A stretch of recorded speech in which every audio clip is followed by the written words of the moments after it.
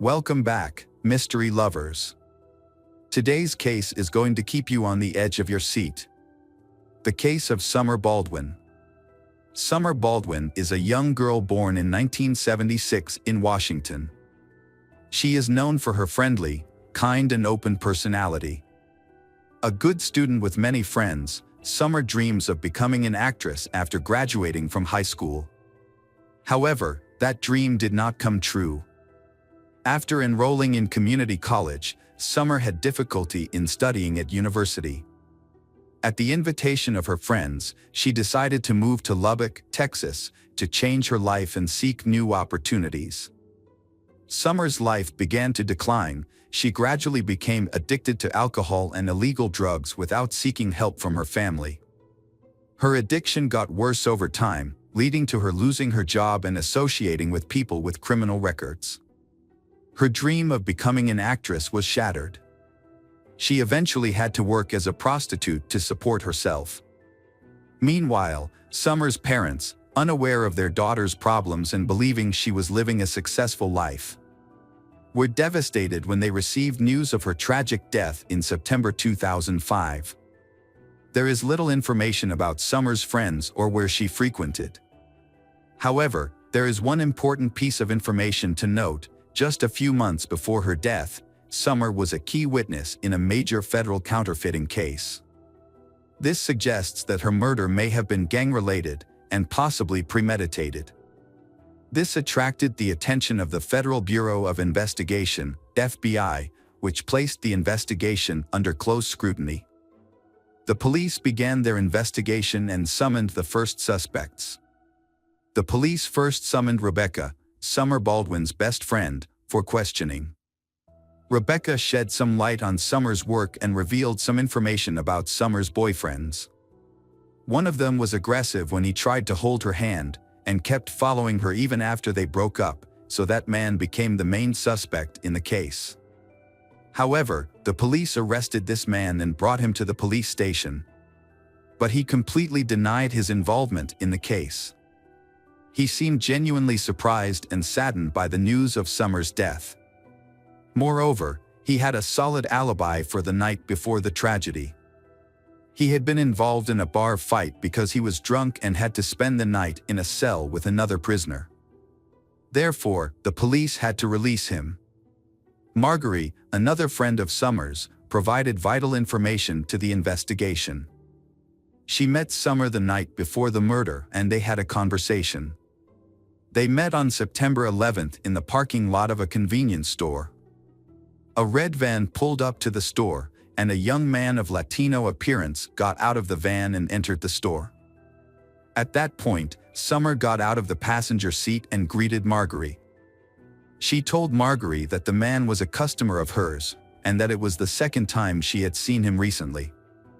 After the man exited the store, he got into the driver's seat, and Summer got back into the van. Marguerite did not remember which direction the van went, nor where the couple was headed for their date. She also said she had never seen the man before and assumed he was not local. The man had very short hair, like a soldier, but Marguerite couldn't see him clearly because it was dark. Police later discovered a suitcase that was covered in trash and feces, but the contents were intact and new. The label and plastic attachments were still intact, indicating that the person who purchased the suitcase had not removed it. Police investigated and discovered that the suitcase was a large model and was only sold at 2 stores in the city. Police determined that a pair of identical suitcases had been sold the day before the murder at a Walmart store in the area of the city where Summer was last seen. The suitcases were purchased at 2 different times, the first in the afternoon and the second around 2 a.m. This discrepancy in purchase times struck police as odd and suspicious. Police went to the store and requested to review surveillance camera footage. After reviewing the documents, they discovered that the first suitcase had been purchased by an elderly couple. The couple did not arouse suspicion and explained that they had bought it for a vacation. However, the second suitcase was purchased by a young man who appeared to be Latino, had a slim build and very short hair, and looked like a military man. This led the police to suspect that this was the man the witness had mentioned when he saw him with Summer in the supermarket parking lot. This man also bought a pair of disposable gloves. The coincidence was so great that the police believed they had found the right person. This man was very careful to use cash to make payments instead of a card, in order to eliminate any personal traces. However, he did not anticipate that there would be cameras that would detect him. These cameras accurately recorded his license plate number. The police quickly identified the owner of the car as Rosendo Rodriguez, a reservist in the United States Marine Corps. He had been in town for several days with his unit for training. Finding Rodriguez immediately proved difficult, as he had not been at the hotel where his unit was stationed. However, police had his details and discovered that he had withdrawn a large sum of money from an ATM at another hotel, which may have been used to pay for the suitcase and gloves. Rodriguez had not stayed at the hotel where he used the ATM. Instead, a man named Thomas Rodriguez had checked in on September 11th. It turned out to be the same man, but using a different name for reasons unknown. The hotel room Rodriguez had rented, from which he had checked out, had not been cleaned, yielding crucial evidence. There were brown stains and splatters on the carpet, bed, and walls that looked like dried blood. A card from a new suitcase was found near the bed, and a trash bin contained used birth control pills and disposable gloves. Forensic analysis confirmed that the dried blood in the room belonged to Summer, and the DNA on the birth control pills and gloves matched both Summer and Rodriguez. There was no doubt that they had found the killer, but Rodriguez had left town by then. However, with all the information they needed, tracking him down was easy. Rosendo Rodriguez III was born on March 26, 1980, in Wichita Falls, Texas, to a poor Mexican immigrant family. Reports indicate that he experienced violence and harsh treatment as a child. His father, described as domineering and aggressive, struggled with alcoholism and was often abusive to his wife and children. Throughout his childhood, Rodriguez showed an aggressive nature, often getting into fights at school. However, as he grew older, he learned to control his anger. After graduating from high school, he attended Texas Tech University and moved away from his parents, living on his own. He held a variety of jobs before deciding to serve in the U.S. Marine Corps, including working at a pizza parlor, as a mail carrier, and as an office worker. His military colleagues described Rodriguez as quiet, disciplined, and responsible. He was considered a trustworthy friend, always willing to help others, and had a solid academic background. He was also attractive, which made him attractive to women. Rodriguez was arrested on September 15th at his home in San Antonio. When police arrived, he remained calm and appeared unaware of the seriousness of the situation. During the search, a striped shirt and shorts were found, matching the outfit he was wearing when he purchased the suitcase, which was captured on surveillance video. His laptop and cell phone were also confiscated. During the first weeks, Rodriguez remained silent and denied any involvement in the murder of Summer Baldwin. However, the evidence against him was overwhelming, so, on the advice of his lawyer, he began to tell his version of the story, which differed greatly from the scenario set up by forensic experts. Initially, Rodriguez explained that he had accidentally checked into a different hotel than his teammates. He only knew the name of the hotel chain where they would be staying. And after checking in, he realized that the others were staying in a different location. He decided not to move because the military leadership said it was unnecessary. However, he did not explain why he checked into a room under a different name. On the morning of September 10th, Rodriguez rented a van to make it easier to move. That evening, while walking around the city, he said he ran into Summer Baldwin. According to his account, he saw a blonde woman sitting on a bench by the side of the road, covering her face with her hands as if she were crying. Curious and concerned, he stopped to check if she was okay and needed help. They began chatting, she calmed down, and then they went to his hotel room, where they talked and had a few drinks. In his testimony, they were not intimate. The next morning, Rodriguez drove her home, but they agreed to meet in the evening. He picked her up at the same location around 9 p.m. and went to a supermarket where Summer met her friend Marjorie. They then returned to the hotel, where Rodriguez said there was consensual intimacy between them. However, Rodriguez later said that Summer became aggressive and demanded money, which surprised him because he did not realize he was seeing a prostitute. And Summer's demand for money made him feel threatened. He disarmed her and punched her in the face, causing her nose to bleed. Rodriguez claimed that he had no intention of harming Summer and that his actions were in self-defense. However, just a few minutes later, Summer collapsed on the bed, convulsing and foaming at the mouth. Rodriguez said that he tried to help her, but was unable to perform CPR due to the blood and foam on her face. After a minute, Summer stopped breathing and Rodriguez realized that she was dead. He became panicked and took several actions to cover up the incident. Rodriguez went to a nearby store, bought a suitcase and gloves, then returned to the hotel, put Summer's body in the suitcase and threw it in the trash. He knew that the suitcase would be taken to the landfill the next morning. Rodriguez then checked out of the hotel, returned the rental car and drove home to San Antonio, trying to pretend that nothing had happened. However, investigators found several inconsistencies in Rodriguez's testimony that suggested he had lied.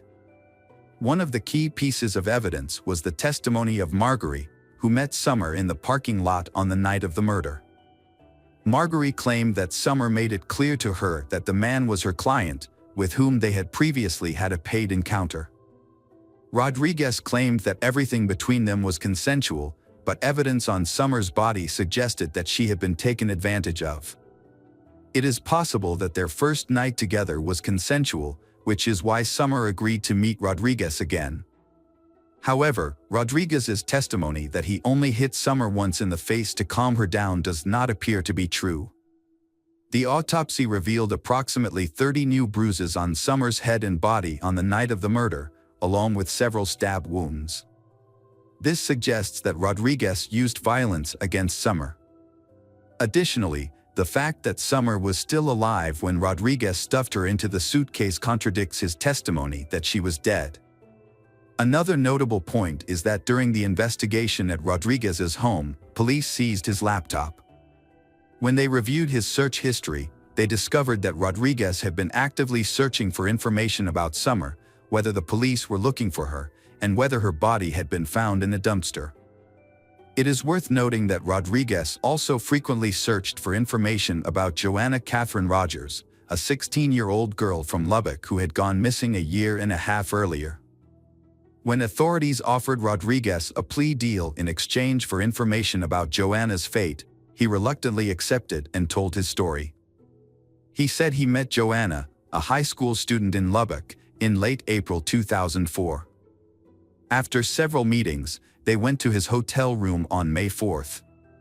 An argument over money ensued, along with threats of a rape lawsuit. Meanwhile, Rodriguez gagged Joanna to keep her quiet, but this action inadvertently caused her death. He then put the body in his suitcase and threw it in the trash to dispose of it. Rodriguez initially confessed to these actions but later recanted, claiming he was coerced. To strengthen the case, the police conducted a large search of the city's landfill in search of Joanna's body. More than a year later, they found a suitcase containing Joanna's body. Although the body was badly decomposed, DNA testing confirmed the identity of the body. The evidence gathered allowed the authorities to charge Rodriguez as a serial killer with heinous crimes and a consistent modus operandi. The trial, sentencing, and execution followed. Despite the overwhelming evidence of guilt and the severity of the case, Rodriguez continued to hope to avoid the death penalty until the very end. However, the court made a different decision due to newly discovered information. The victim, Summer Baldwin, was 3 months pregnant at the time of her death.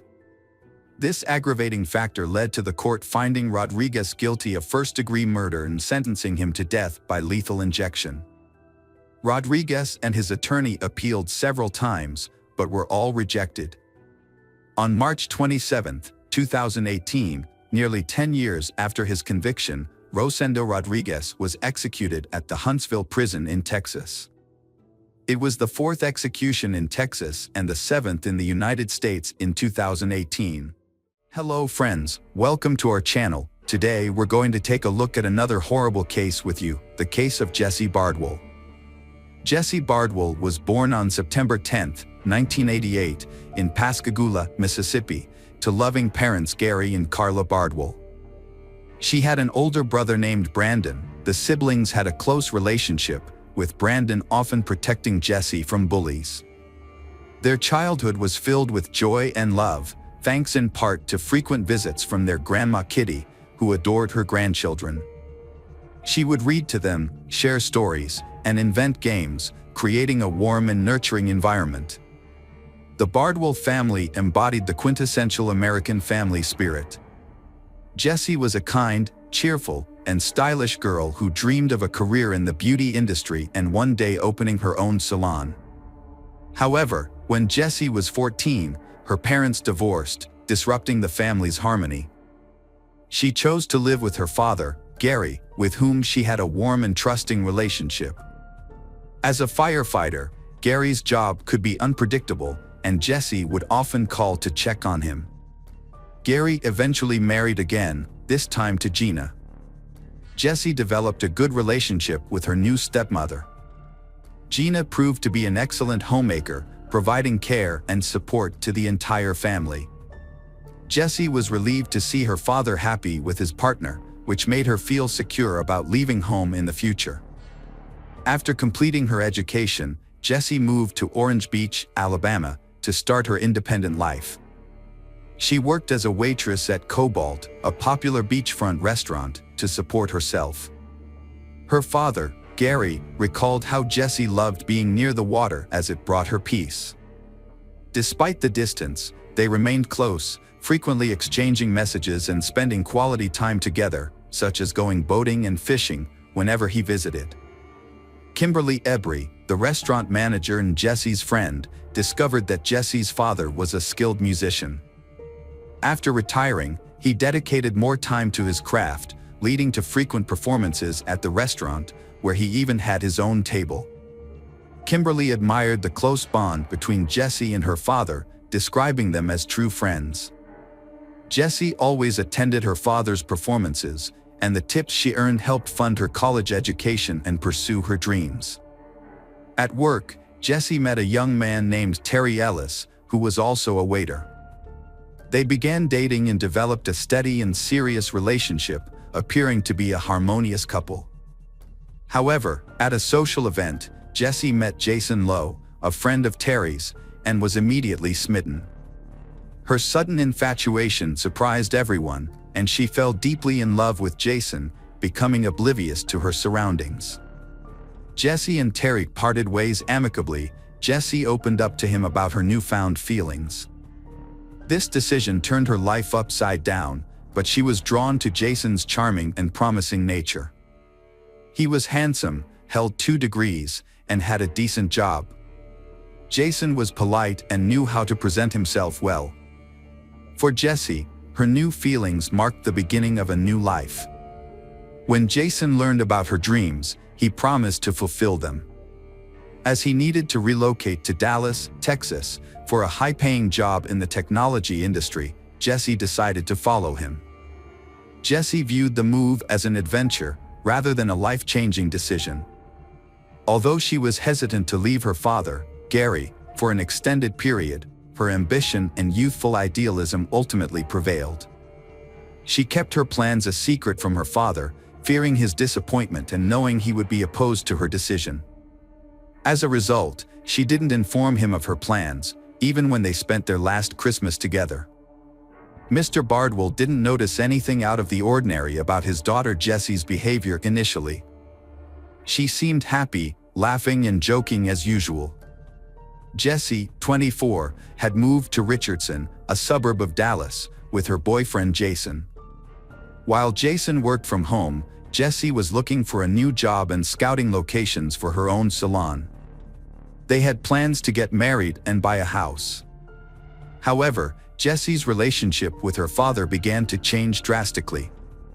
They grew apart, and Jessie stopped answering her father's calls, which troubled Mr. Bardwell.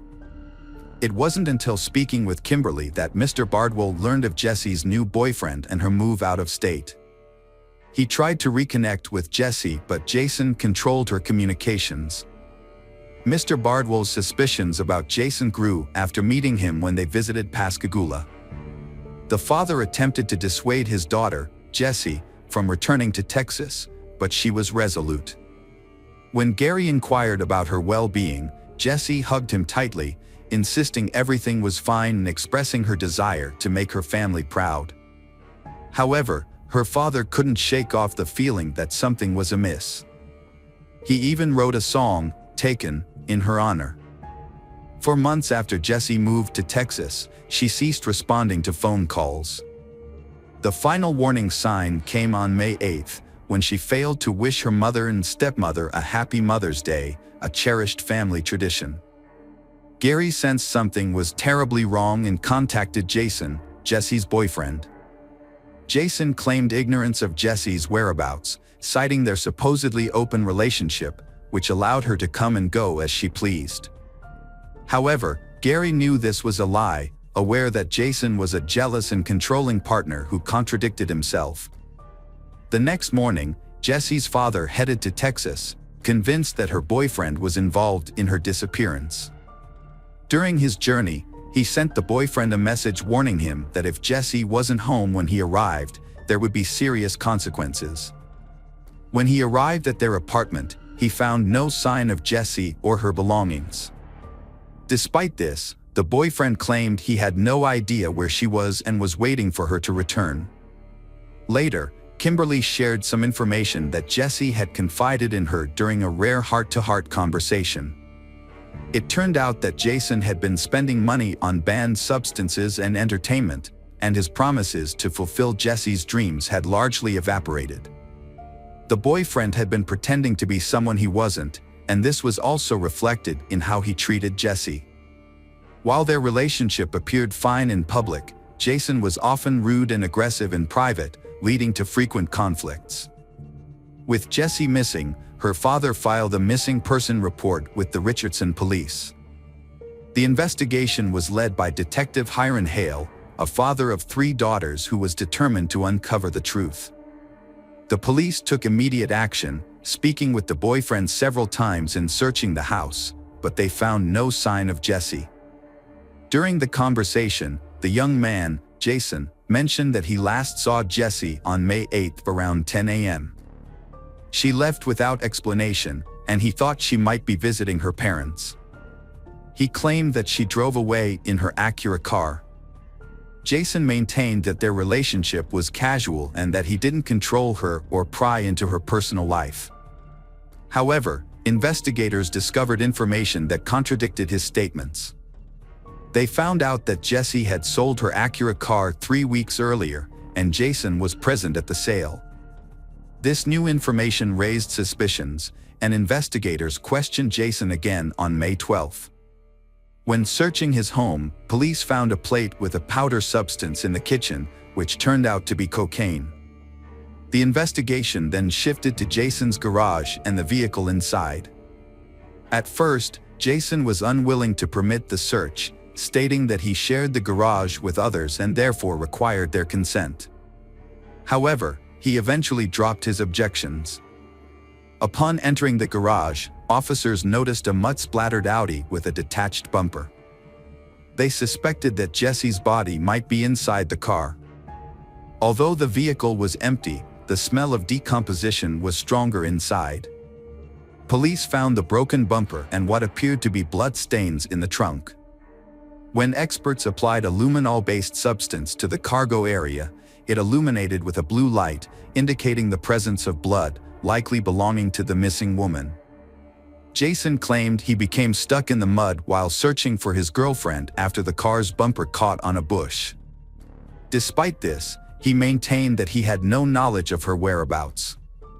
However, he was unable to explain the presence of blood in the car or the controlled substances found in his home.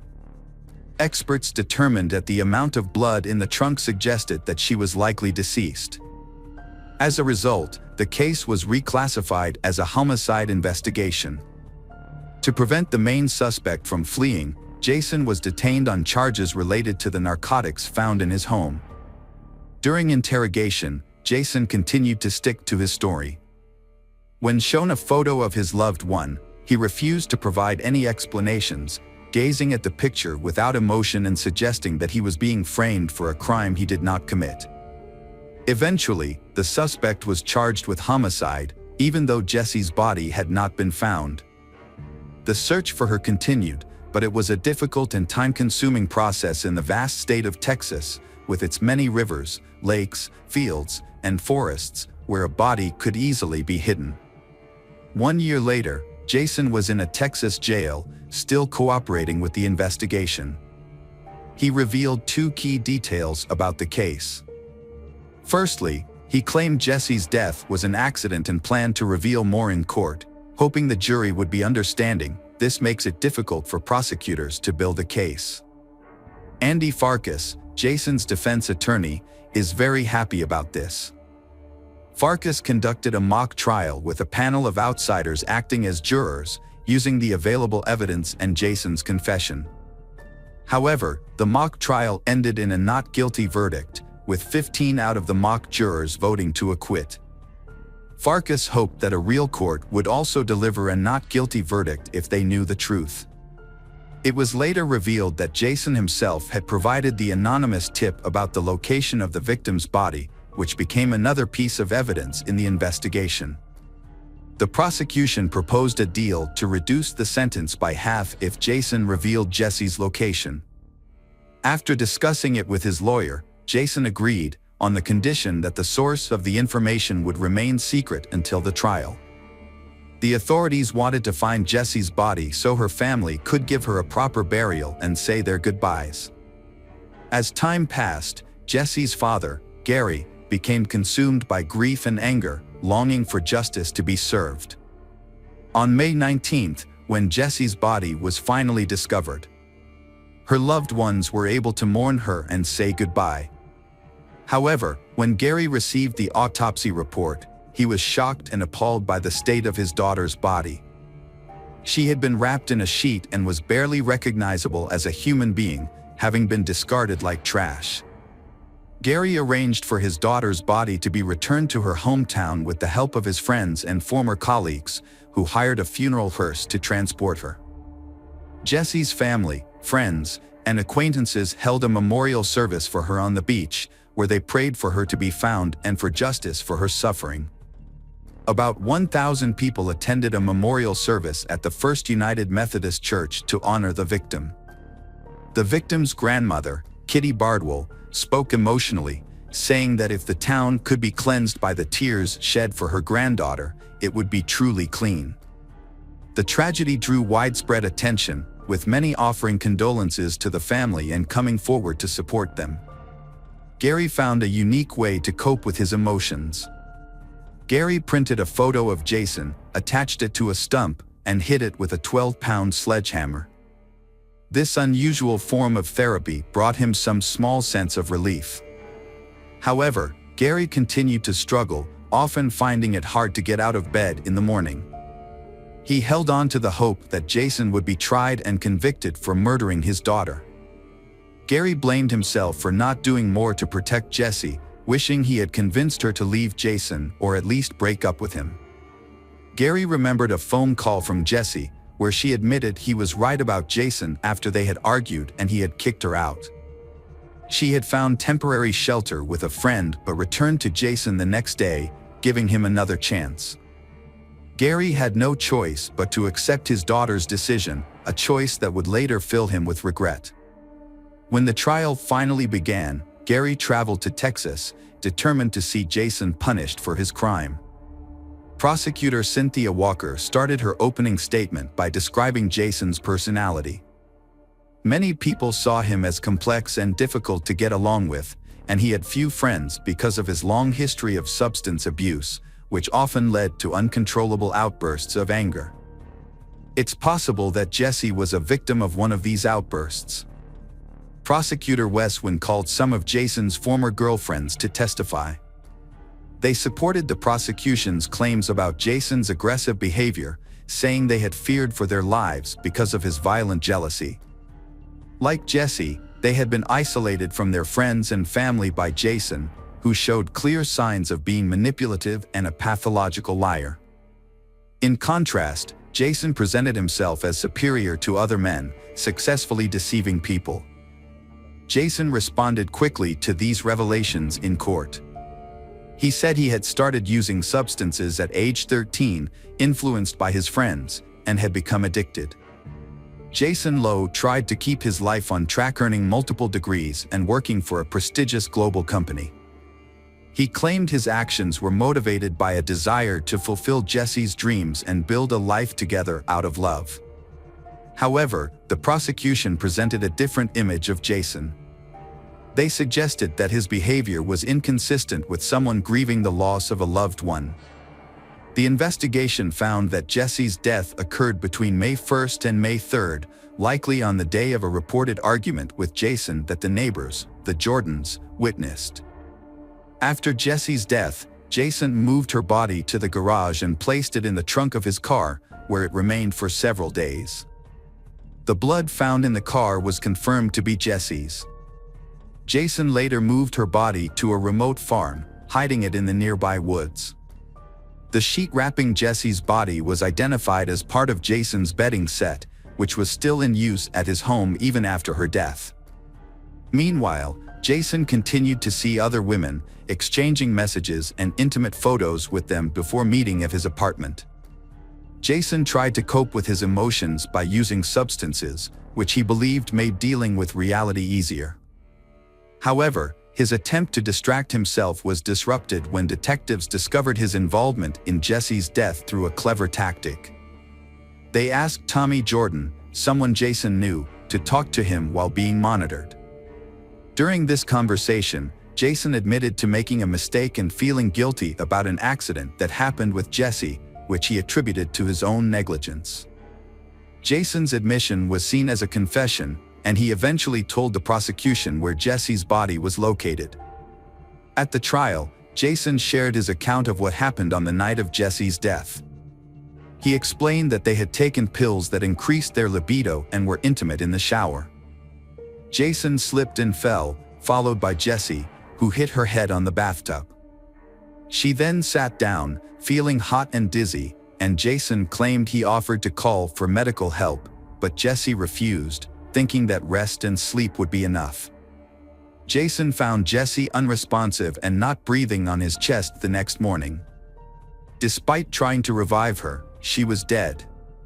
Afraid of being accused of murder, Jason didn't call the police and instead decided to handle the situation himself. He initially left Jesse's body in his car, but later moved it to a remote farm where he carelessly discarded her in a trash pile without a proper burial. However, Jason's story was questionable due to his questionable character and the results of the forensic medical examination. The examination revealed that Jesse had suffered severe head injuries that couldn't have been caused by slaps to the face, suggesting that Jason had tried to cover up evidence of a violent beating. As a result, Jason's entire story was discredited. After deliberating for 6 hours, the jury found him guilty. Judge Scott Becker sentenced Jason to 50 years in prison. Jason's original sentence could have been up to 99 years, but it was reduced due to a deal with the prosecution. As a result, Jason won't be eligible for parole until at least 2041. Gary felt a sense of relief when the verdict was announced, feeling that justice had been served. However, he noticed that Jason showed no remorse for his actions. Interestingly, Jason's ex-girlfriends, including Chrissy Chambers, were present at the trial, with Chambers commenting that if she could give one piece of advice to others in similar situations, it would be to get away as soon as possible. Jason continues to claim that the death was an accident and maintains his innocence to this day. Sadly, Jason's girlfriend, Jessie, had already paid the ultimate price. Jessie grew up with a positive example of male behavior, courtesy of her father Gary, but tragically discovered Jason's darker side too late. This experience serves as a warning that some men can be deceiving, manipulative, hiding behind a charming exterior.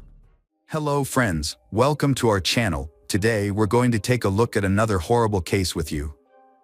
The case of Natalee Holloway. Natalee Holloway was born on October 21, 1986, in Clinton, Mississippi, to Elizabeth and David Edward Holloway. Her parents had a loving relationship that began in their youth, but after 13 years of marriage, they divorced due to the stresses of domestic life. Following the divorce, Natalee and her brother Matthew lived with their mother, who continued to receive emotional and financial support from their father. In 2000, Elizabeth remarried to George Twitty, a businessman from Alabama, and the family moved to Mountain Brook. The transition was seamless, and Natalee and her brother remained close to their father, visiting him regularly during holidays. Natalee's upbringing was deeply influenced by her family's strong Christian values, which emphasized kindness, modesty, and community involvement. As a result, she developed into a compassionate and humble individual who prioritized her studies and extracurricular activities over social events. Despite her popularity, Natalee chose not to attend parties or go on dates, instead focusing on her goals and aspirations. She was an excellent student, a skilled dancer, and an active member of various clubs, with ambitions to pursue a career in medicine and secure a scholarship to a local university. On May 26, 2005, Natalee joined 123 other students and 7 chaperones on a trip to a beautiful Aruba island. The group of 18-year-olds stayed at the Holiday Inn and spent their time relaxing on the beach, swimming, and enjoying the local restaurants and entertainment. They made the most of their trip, dancing into the early hours of the morning. On the night of May 29th to 30th, Natalee was initially acting normally in socializing while sober. However, after consuming a drink given to her by Joran, her behavior changed, indicating that she may have been under the influence of a substance. The staff at Carlos and Charlie's bar had a positive opinion of Natalee, but viewed Joran unfavorably due to his history of poor behavior, gambling, and substance abuse. Joran had a reputation for renting hotel rooms with friends, where they would invite foreign women and secretly record their activities, later uploading the videos online. Natalee Holloway's disappearance began with a frantic phone call from her mother, Elizabeth Twitty. After failing to reach her daughter, Elizabeth contacted one of the trip's chaperones to report her concerns. Elizabeth's instincts told her something was wrong, as Natalee was a responsible and punctual person who always stayed in touch. When Natalee didn't return to the airport with the rest of the group on May 30th, Elizabeth's worst fears were confirmed. Her belongings, including her phone and passport, were still at the hotel, but Natalee was nowhere to be found. Elizabeth and her husband quickly flew to Aruba to search for their missing daughter. When Elizabeth arrived in Aruba, she discovered more about Natalee's disappearance than the police had. Unfortunately, the authorities didn't seem to be in a hurry to investigate and initially disregarded Elizabeth's concerns. This type of case isn't unusual in Aruba, and the police appeared to be taking it lightly.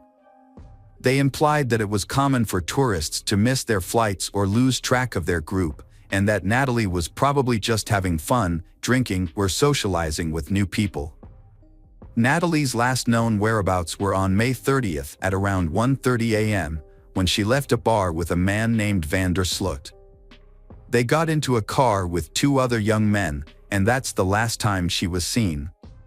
Natalee and her friends had been spending time at the notorious Carlos and Charlie's nightclub and casino. On one of those nights, she met a 17-year-old local named Joran, who offered to buy her a drink. He then invited her to visit a lighthouse and see sharks in the area. As they left the club, a silver Honda car driven by the Deepak Kalpo brothers was waiting for them. Elizabeth contacted the police for a second time 4 hours later, and this time she shared some concerning information. As a result, the 3 individuals were detained. Van der Sloot initially claimed he didn't know Natalie, but eventually admitted he had left the bar with her. According to him, they spent some time driving around, stopped by the beach, and later dropped Natalie off near her hotel. Deepak Kalpoe brothers, 18, and the 21-year-old, confirmed Van der Sloot's story. It's worth noting that the 3 were questioned together by the police, an approach that seems questionable from a law enforcement perspective. Later on, they altered their statements multiple times. Despite his questionable behavior, Joran was never held accountable for his actions. None of the charges against him went to court. It was later discovered that Joran's father, Paulus van der Sloot, was a well-known lawyer who was seeking a judgeship. Apparently, corruption was prevalent in Aruba, allowing individuals like Joran to avoid accountability for their actions. As the investigation continued, David Holloway, Natalie's father, arrived in Aruba and joined the search efforts, which were led by his ex-wife and journalists. As public pressure mounted, it was discovered that the hotel's surveillance cameras did not capture the suspect's car, and there was no footage of Natalie entering the building on May 30th. This revelation contradicted the statements of Joran and the Kalpoe brothers, who were subsequently called in for questioning again. During this second round of questioning, one of the Kalpoe brothers unexpectedly changed his story, claiming that he had dropped Natalie off at a location before reaching the hotel, which was not covered by surveillance cameras. He also added that he had seen a figure in black approaching Natalie, who was later revealed to be one of the hotel's security guards. On June 5th, investigators took into custody the hotel security staff who were working the night Natalie disappeared. 4 days later, on June 9th, detectives arrested 3 people, including 2 of the Kalpoe brothers, due to suspicious circumstances. While in jail, one of the security guards learned something important from the Kalpoe brothers. Satish admitted that he and his brother Deepak had lied to protect their friend Joran. In reality, they had left Joran alone with Natalie on the beach and had gone their separate ways. The security guards were released on June 13th. A few days later, on June 17th, police detained Steve Gregory Cruz, a DJ who had worked on yacht parties, because they suspected he might be involved in Natalie's disappearance. On June 22nd, Paulus van der Sloot, Joran's father, was questioned and detained by police, but he was released on June 26th along with Steve Cruz because there was not enough evidence. Joran later changed his story again, this time blaming the Kalpoe brothers for Natalie's disappearance. He claimed that he had said goodbye to Natalie near his home and that she had left with the brothers. However, his new story was not believable. The Kalpoe brothers' lawyer responded to Joran's accusations. After a short trial on July 4th, the Kalpoe brothers were released from custody. At the same time, Joran's time in custody was extended by 2 more months. Despite the growing evidence, the police seemed to be ignoring Joran's possible involvement in Natalie's disappearance. Joran van der Sloot was born on August 6, 1987, in Arnhem, Netherlands, to Paulus van der Sloot, a lawyer, and Anita van der Sloot-Hugen, an art teacher. He was one of 3 brothers in a large family that moved to Aruba in 1990. Joran grew up on the island, where he attended the International School of Aruba and excelled academically. He also developed a passion for sports, particularly soccer and tennis, and showed promise in these areas. Joran's family life was complicated. As a child, he was closer to his father, but his relationship with his mother was strained. Anita considered Joran dishonest and struggled to instill good values in him.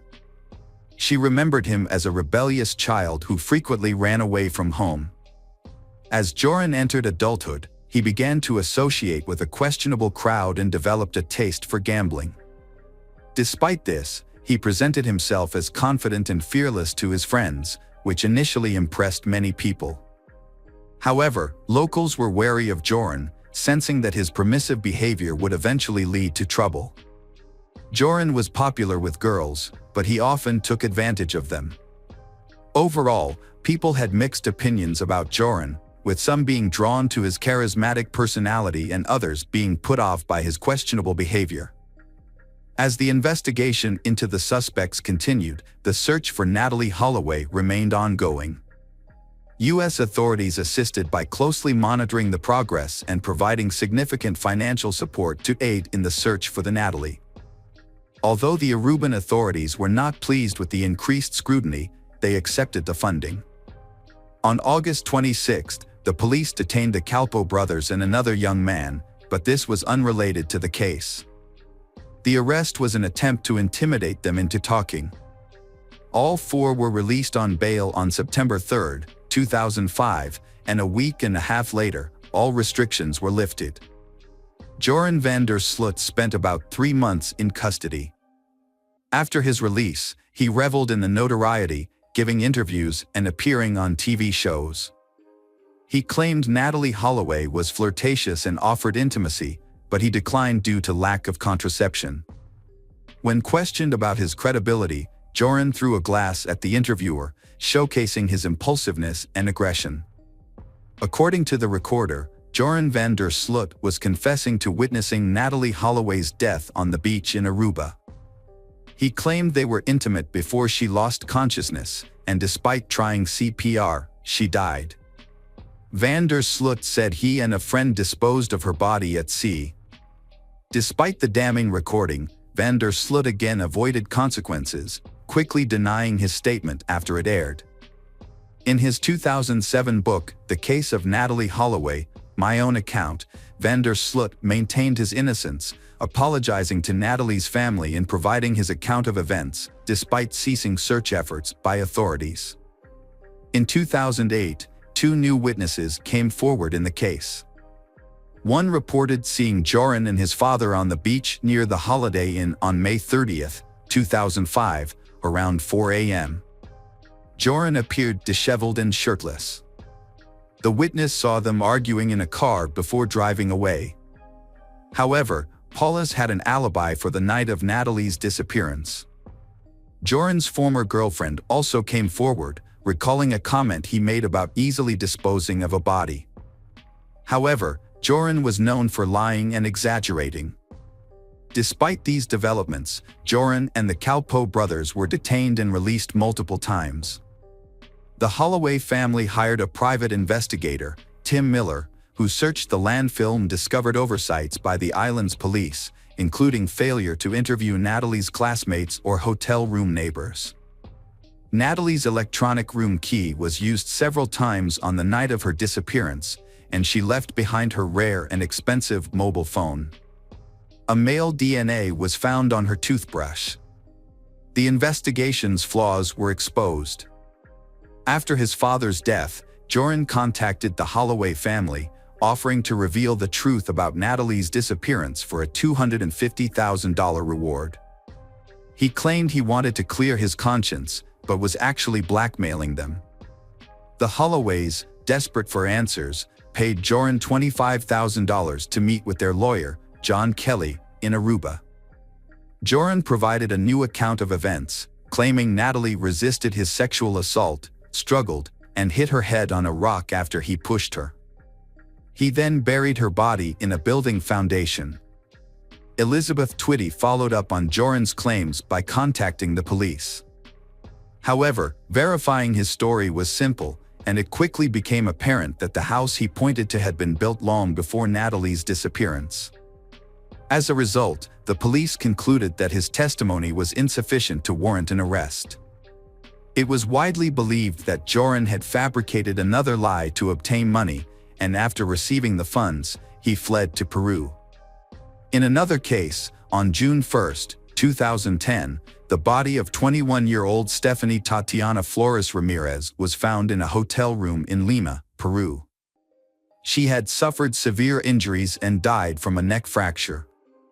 The case drew significant media attention due to the victim's father being a well-known businessman and former Formula One driver. Surveillance footage quickly identified the perpetrator. Surprisingly, the perpetrator was Joran van der Sloot. He was arrested and taken into custody.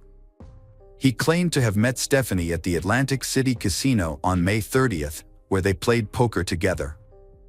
They then decided to continue their time in his hotel room, where they gambled at an online casino.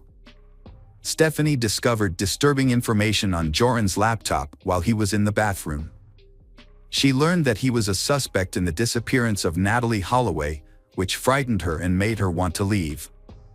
However, Joran caught her and became enraged when he realized what she had found.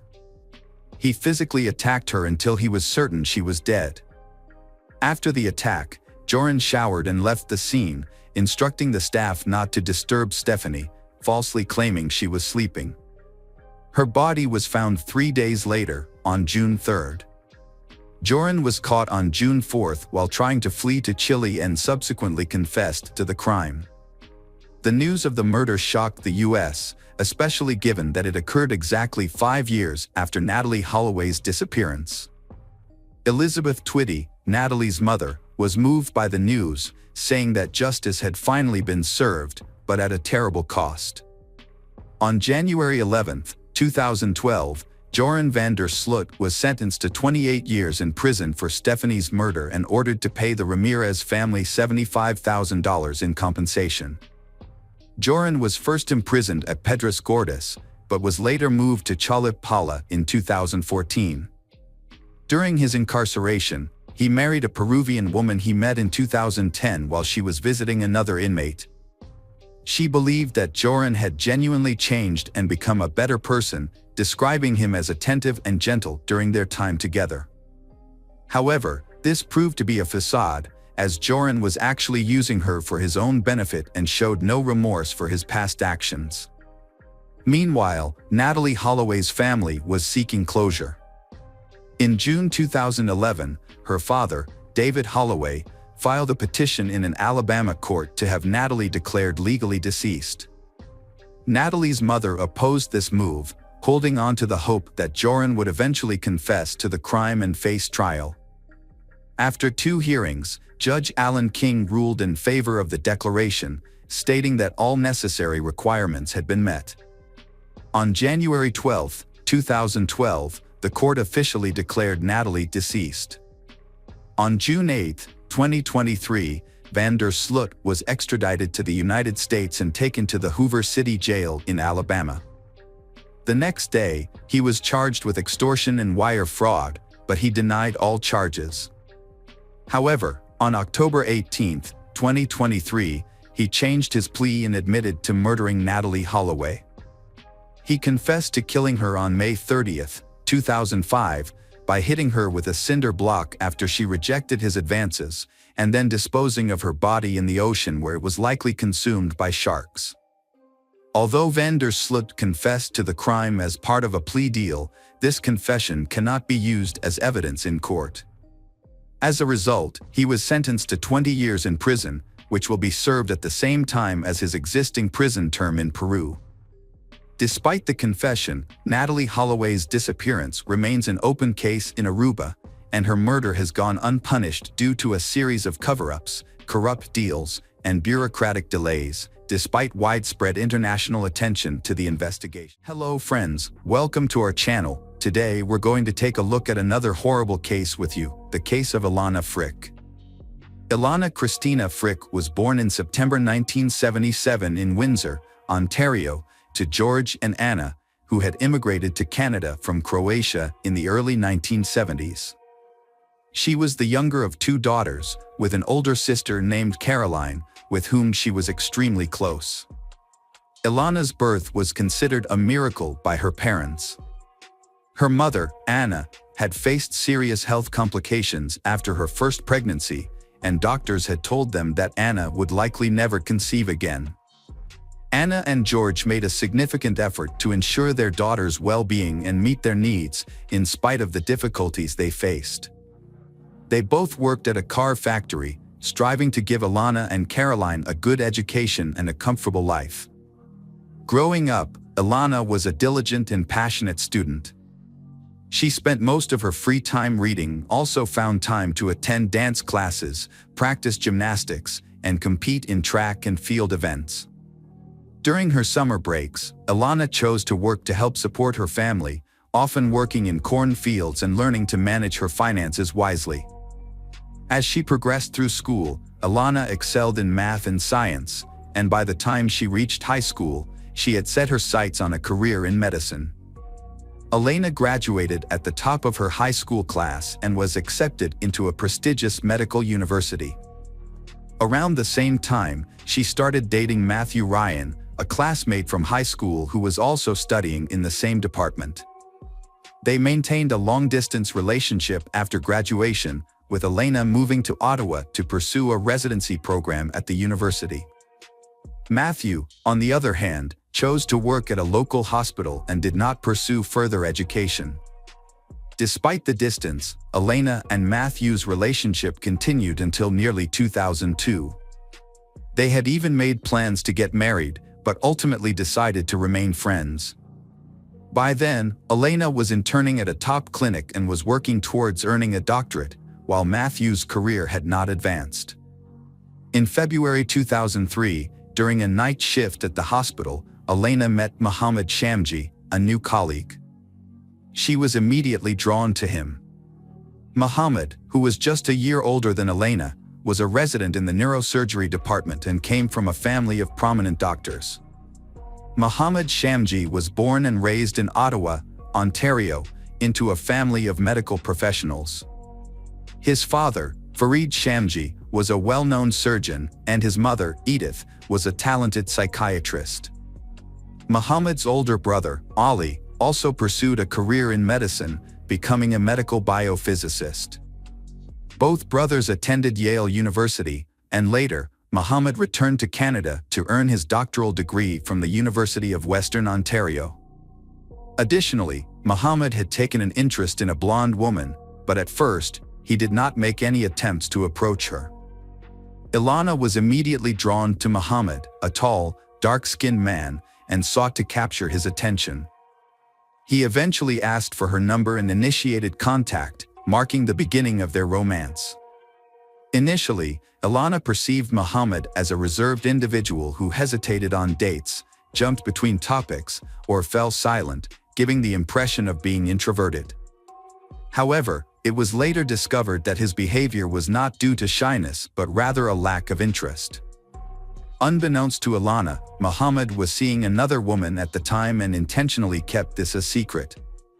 When Ilana discovered she had a rival, she became resolute in her determination to be the only woman in his life.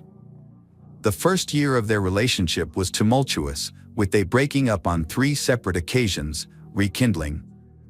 This was largely due to Ilana's persistence in pursuing the relationship. Despite her parents' awareness of the issues and their encouragement to leave Mohammed, Ilana remained resolute, convinced that she had found her soulmate. Ilana often showered Mohammed with gifts, surprises, and home-cooked meals, but he only sporadically reciprocated her affection. Mohammed seemed content to accept Ilana's displays of love without feeling obligated to return them. This dynamic created an emotional imbalance, where Ilana grew increasingly dependent on Mohammed. In the summer of 2004, Ilana and Mohammed received unexpected news: Ilana unplanned pregnancy. A sudden life-changing event forced them to rethink their future plans. While both were anxious about the news, Mohammed felt a strong obligation to marry Ilana before the baby was born, as is traditional in his conservative Muslim upbringing. In September 2004, they had a 2-part wedding. The first ceremony adhered to Mohammed's family's cultural customs, while the second was a more casual celebration with friends at a popular restaurant. At the time, the newlyweds seemed happy and in love. However, their happiness was short-lived. When their daughter, Yasmin, was born in January 2005, their marital problems became apparent.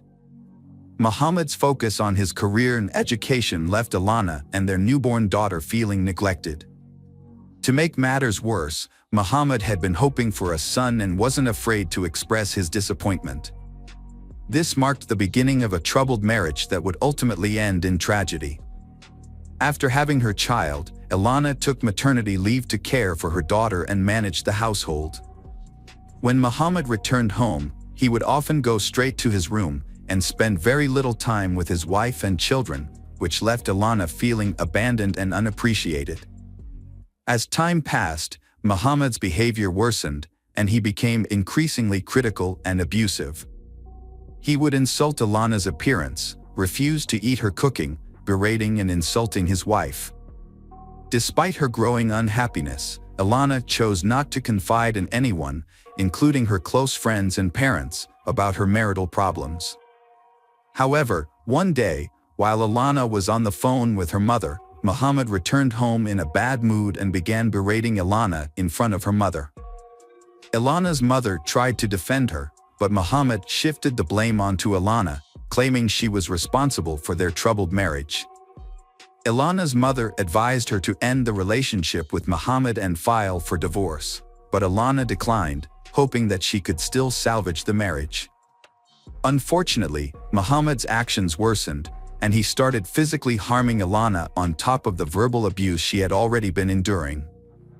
The situation reached a boiling point in the summer of 2005 when Muhammad punched Ilana in the face, breaking her nose.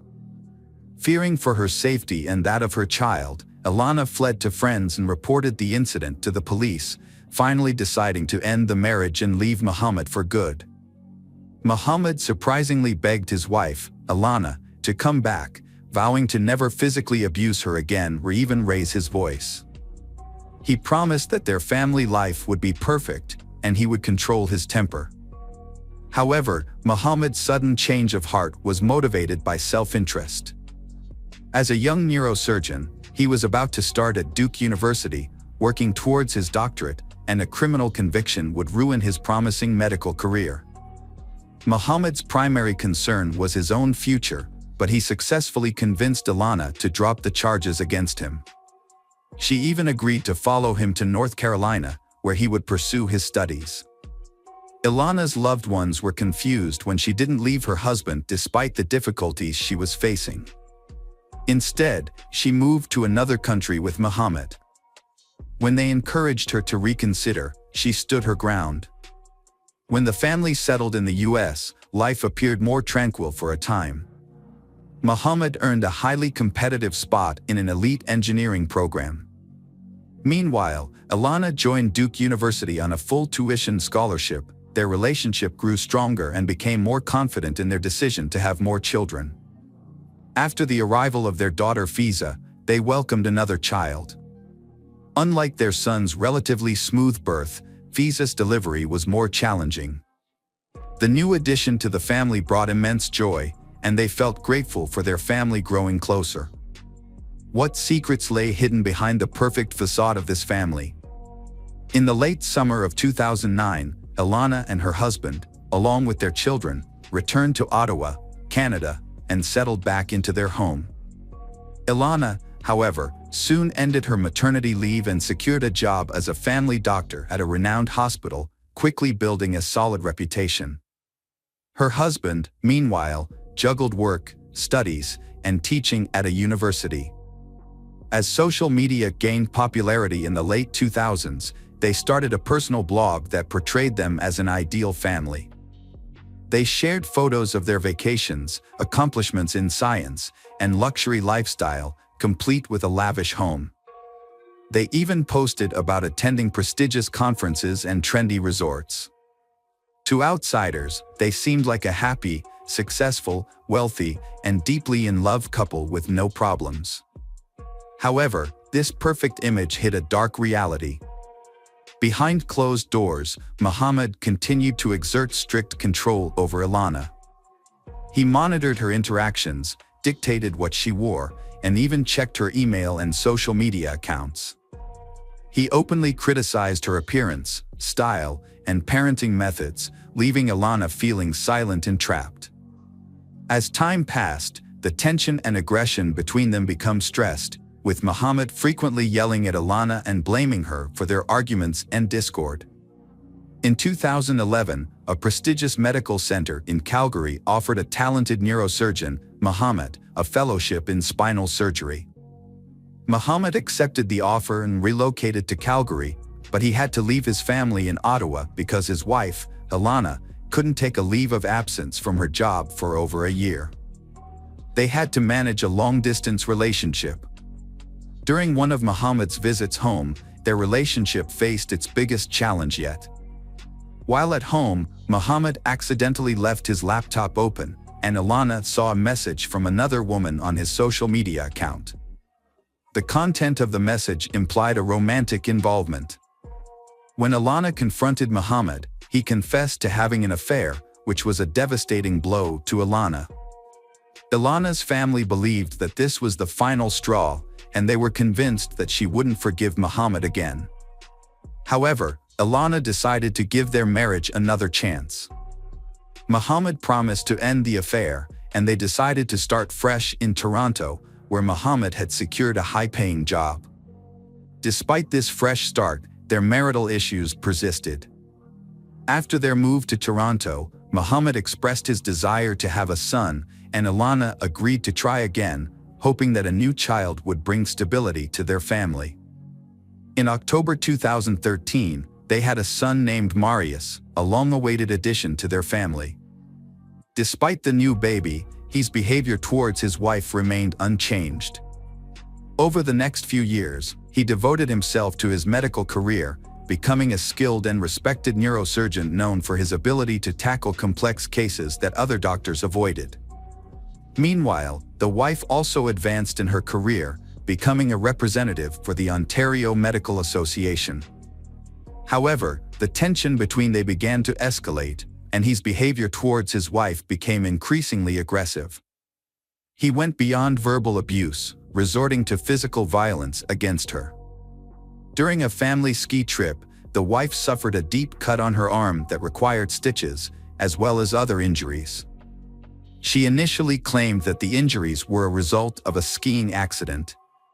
However, she later confided in her best friend that the injuries were actually inflicted by her husband. Following another heated argument over his latest infidelity, Ilana discovered that her husband, Mohammed, was having an affair with a colleague. After overhearing a suspicious phone conversation, Ilana confronted him, which led to a violent outburst, and he physically abused her. A friend, who was aware of the situation, advised Ilana to end her marriage, but she refused. Her friend jokingly suggested that Ilana should retaliate by having an affair of her own. Although the suggestion was made in jest, Ilana might have considered it a viable option to get back at her unfaithful husband. During the summer of 2016, their relationship continued to deteriorate. Their children were away at camp or staying with their grandparents, leaving Ilana and Mohammed to face their marital problems alone. In a surprising turn of events, they celebrated their 12th wedding anniversary in early September, even sharing the news on social media. However, their happiness was short-lived, as they began discussing divorce just a week later.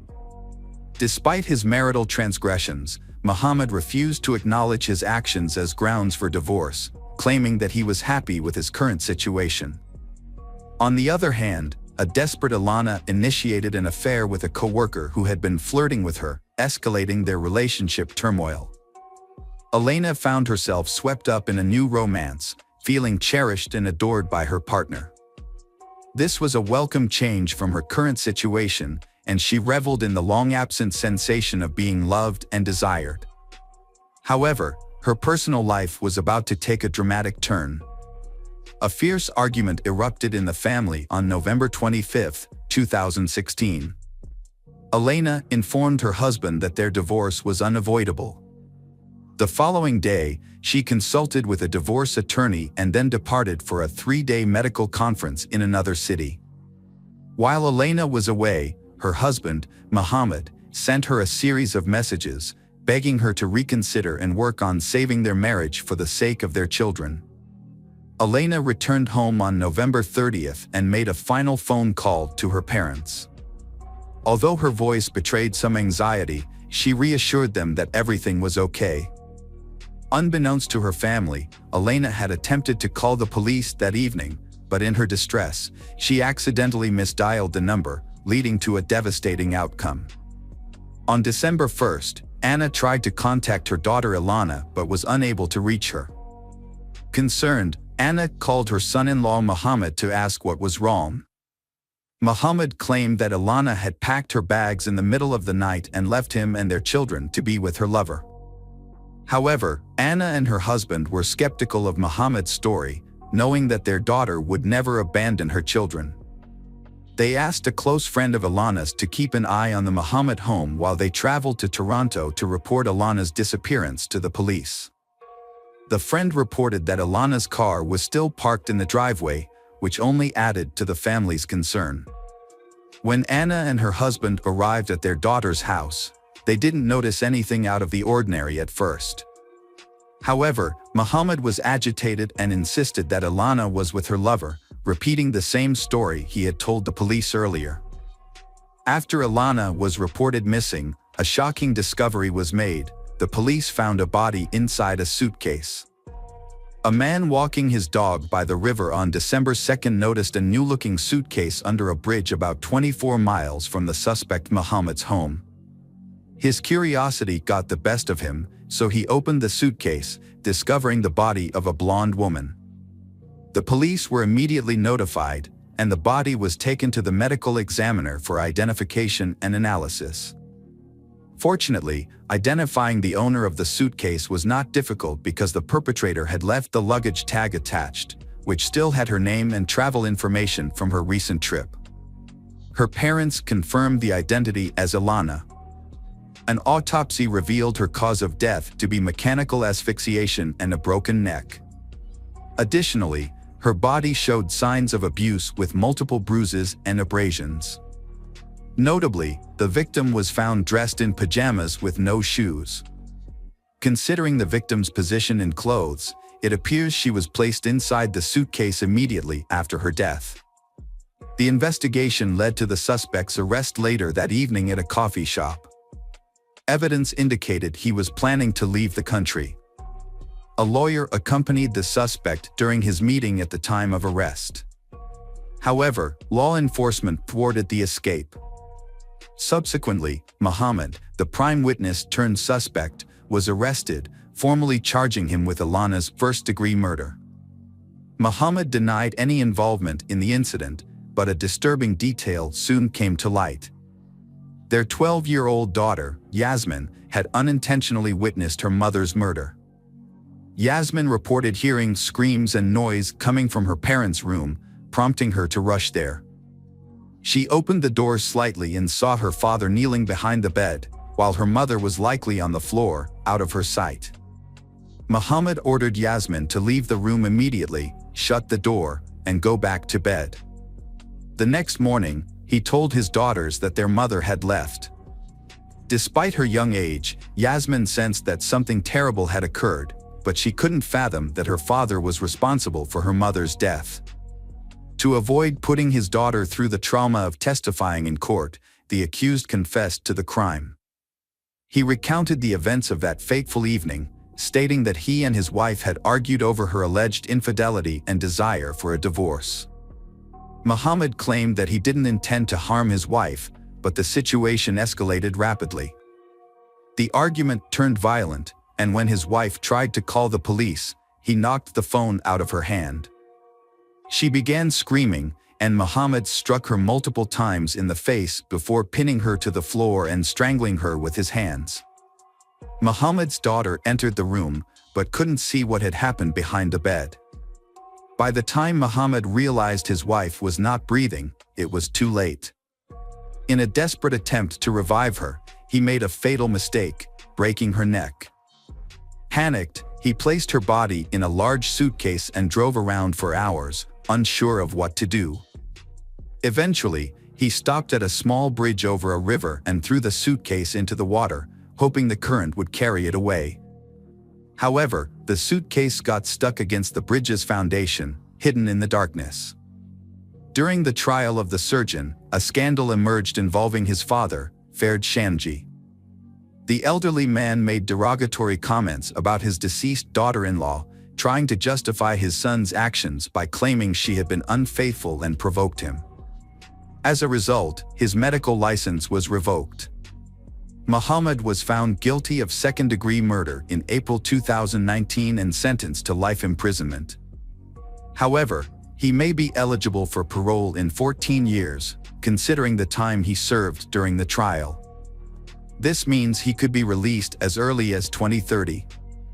Additionally, Muhammad was prohibited from contacting his children or his wife's parents and was ordered to pay them a substantial amount of compensation. His medical license was also permanently revoked, preventing him from practicing medicine or teaching again. The children who have lost their parents are now being cared for by Ilana's parents. Hello friends, welcome to our channel. Today we're going to take a look at another horrible case with you. The case of Lily James. Lily was born in the coastal town of Sainsbury, New South Wales, Australia in May 2002. She was the first child of the close-knit James family and was especially loved by her maternal grandmother, Barbara. Growing up, Lily spent much of her time by the ocean with her younger brother Max, where she developed a passion for swimming and an active lifestyle. Her father, a water polo coach at an Anglican girls' school in Hustville, encouraged her interest in the sport. Those who knew Lily remembered her as a friendly and outgoing person who excelled in her studies and was always willing to help those in need. Her well-rounded personality made her a standout student, and she was widely respected by her peers. With her impressive talent and dedication, Lily succeeded in multiple areas, including academia, sports, and community service. She was also an accomplished performer, participating in her school's theater and dance club.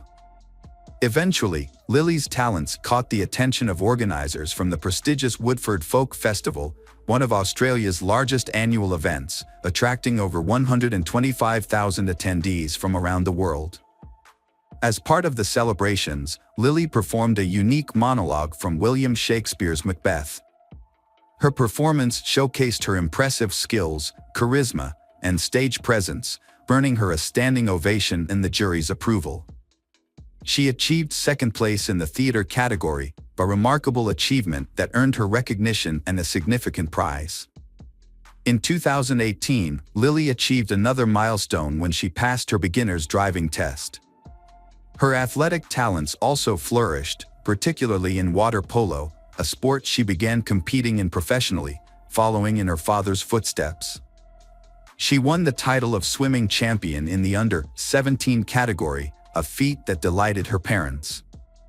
By her final year of school, Lily had decided to pursue a career in sports, and in 2020, she enrolled at Sydney Technological University to study sports business management. A turning point in her life. In early 2021, she started a new chapter. To break up her college routine and gain teaching experience, she took a job as a water polo coach at St. Andrew's Cathedral School. Her youthful energy, vibrant personality, and passion for sports quickly won over her colleagues, the school administration, and the students she was coaching. The students looked up to her and tried to meet her high standards.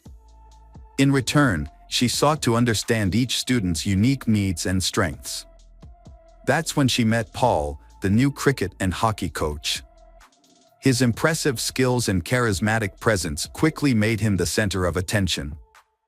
As a part-time teacher at another school and a member of the University of New South Wales hockey team, Paul was a driven and accomplished young man. He was particularly popular among the female students and staff. However, opinions about him were divided. Some saw him as arrogant and stubborn, while others appreciated his positive qualities. Initially, Lily and Paul's interactions were friendly but brief, limited to exchanging greetings. Over time, their relationship evolved into something more. Lily's friends reported that Paul asked her out on a date, and she found it difficult to say no due to his charming smile. The date had a profound impact on both of them, leading to a decision to meet again. As Lily got to know Paul better, she began to develop feelings for him, unaware of his true nature. Her kindness and openness made her vulnerable to falling in love. Paul appeared to return her affection, frequently complimenting her, giving her flowers, and planning evenings together. They decided to keep their relationship a secret, especially from the students at school. Lily and her boyfriend, Paul, had agreed to keep their relationship private, adhering to the school's policy and Lily's personal preference for discretion. However, as time passed, rumors about their relationship began to circulate, evolving from hushed whispers to open discussions. When Lily discovered that Paul was the one who had revealed their relationship, she felt deeply hurt and betrayed. Paul's portrayal of her had also led to criticism and judgment from others, causing Lily to feel humiliated. As a result, she confronted Paul about his actions and ended their relationship. Despite Paul's subsequent attempts to apologize and reconcile, Lily remained resolute in her decision. She took some comfort in the fact that their relationship had been brief, allowing her to see Paul's true nature before things escalated further. Paul was born in 1999 in the Netherlands to a wealthy and influential family. When his father's job required a relocation to Australia in 2015, Paul and his family made the move. As an only child, Paul received excessive attention and care from his parents, which significantly contributed to his character development. Unfortunately, this upbringing led to Paul growing up with an entitled and self-centered attitude. Paul was a high-achieving student who excelled academically, athletically, and was physically fit. After moving to a new location, he attended St. Andrew's Cathedral School, where he joined the cricket team and quickly gained recognition and respect from his peers for his exceptional skills. He eventually became the team captain and actively participated in organizing extracurricular activities and festivals. While he was well-liked by many, particularly they who found him charming, some of his male peers were put off by his confidence and boasts about his ability to win over any girl.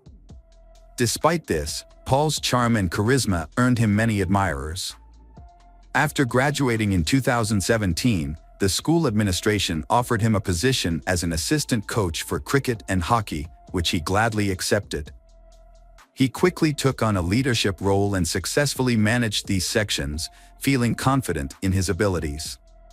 However, by early 2018, he surprisingly resigned and returned home with his family, citing unknown reasons for his departure. Back home, Paul decided to further his education and earned a master's degree in sports management. Paul had a conversation with old friends and mentioned that he had improved his coaching skills, which led to a job offer from his former employer. He returned to Australia and started working at the familiar school in early 2020. To reduce living expenses, Paul agreed to share an apartment with a friend in Kensington, a suburb of Sydney. Initially, they enjoyed each other's company, socializing after work. However, a few months later, they had a disagreement, and Paul decided to live alone. His parents, who he couldn't visit due to the pandemic, felt that Paul was lonely despite being busy and surrounded by people. They weren't aware of any romantic relationships in his life. By the summer of 2021, as Paul resumed his regular activities, people began to notice a change in his behavior and personality. He picked up where he left off in the sports world, regaining his status as a key player on the hockey team and continuing his active lifestyle, even featuring in promotional advertisements. At the same time, those who knew him observed emerging characteristics that were not present before. Uncontrollable outbursts of anger became a concern. Furthermore, rumors circulated within the school community about his unusual interest in his female students. He would often engage in flirtatious behavior with teenage girls, staring at them for extended periods, leaving them visibly uncomfortable and embarrassed. Paul's importance in the hockey team's progress to the Australian Hockey League finals was evident despite the turmoil in his personal life. His recent breakup with Lily was likely a significant blow to his ego.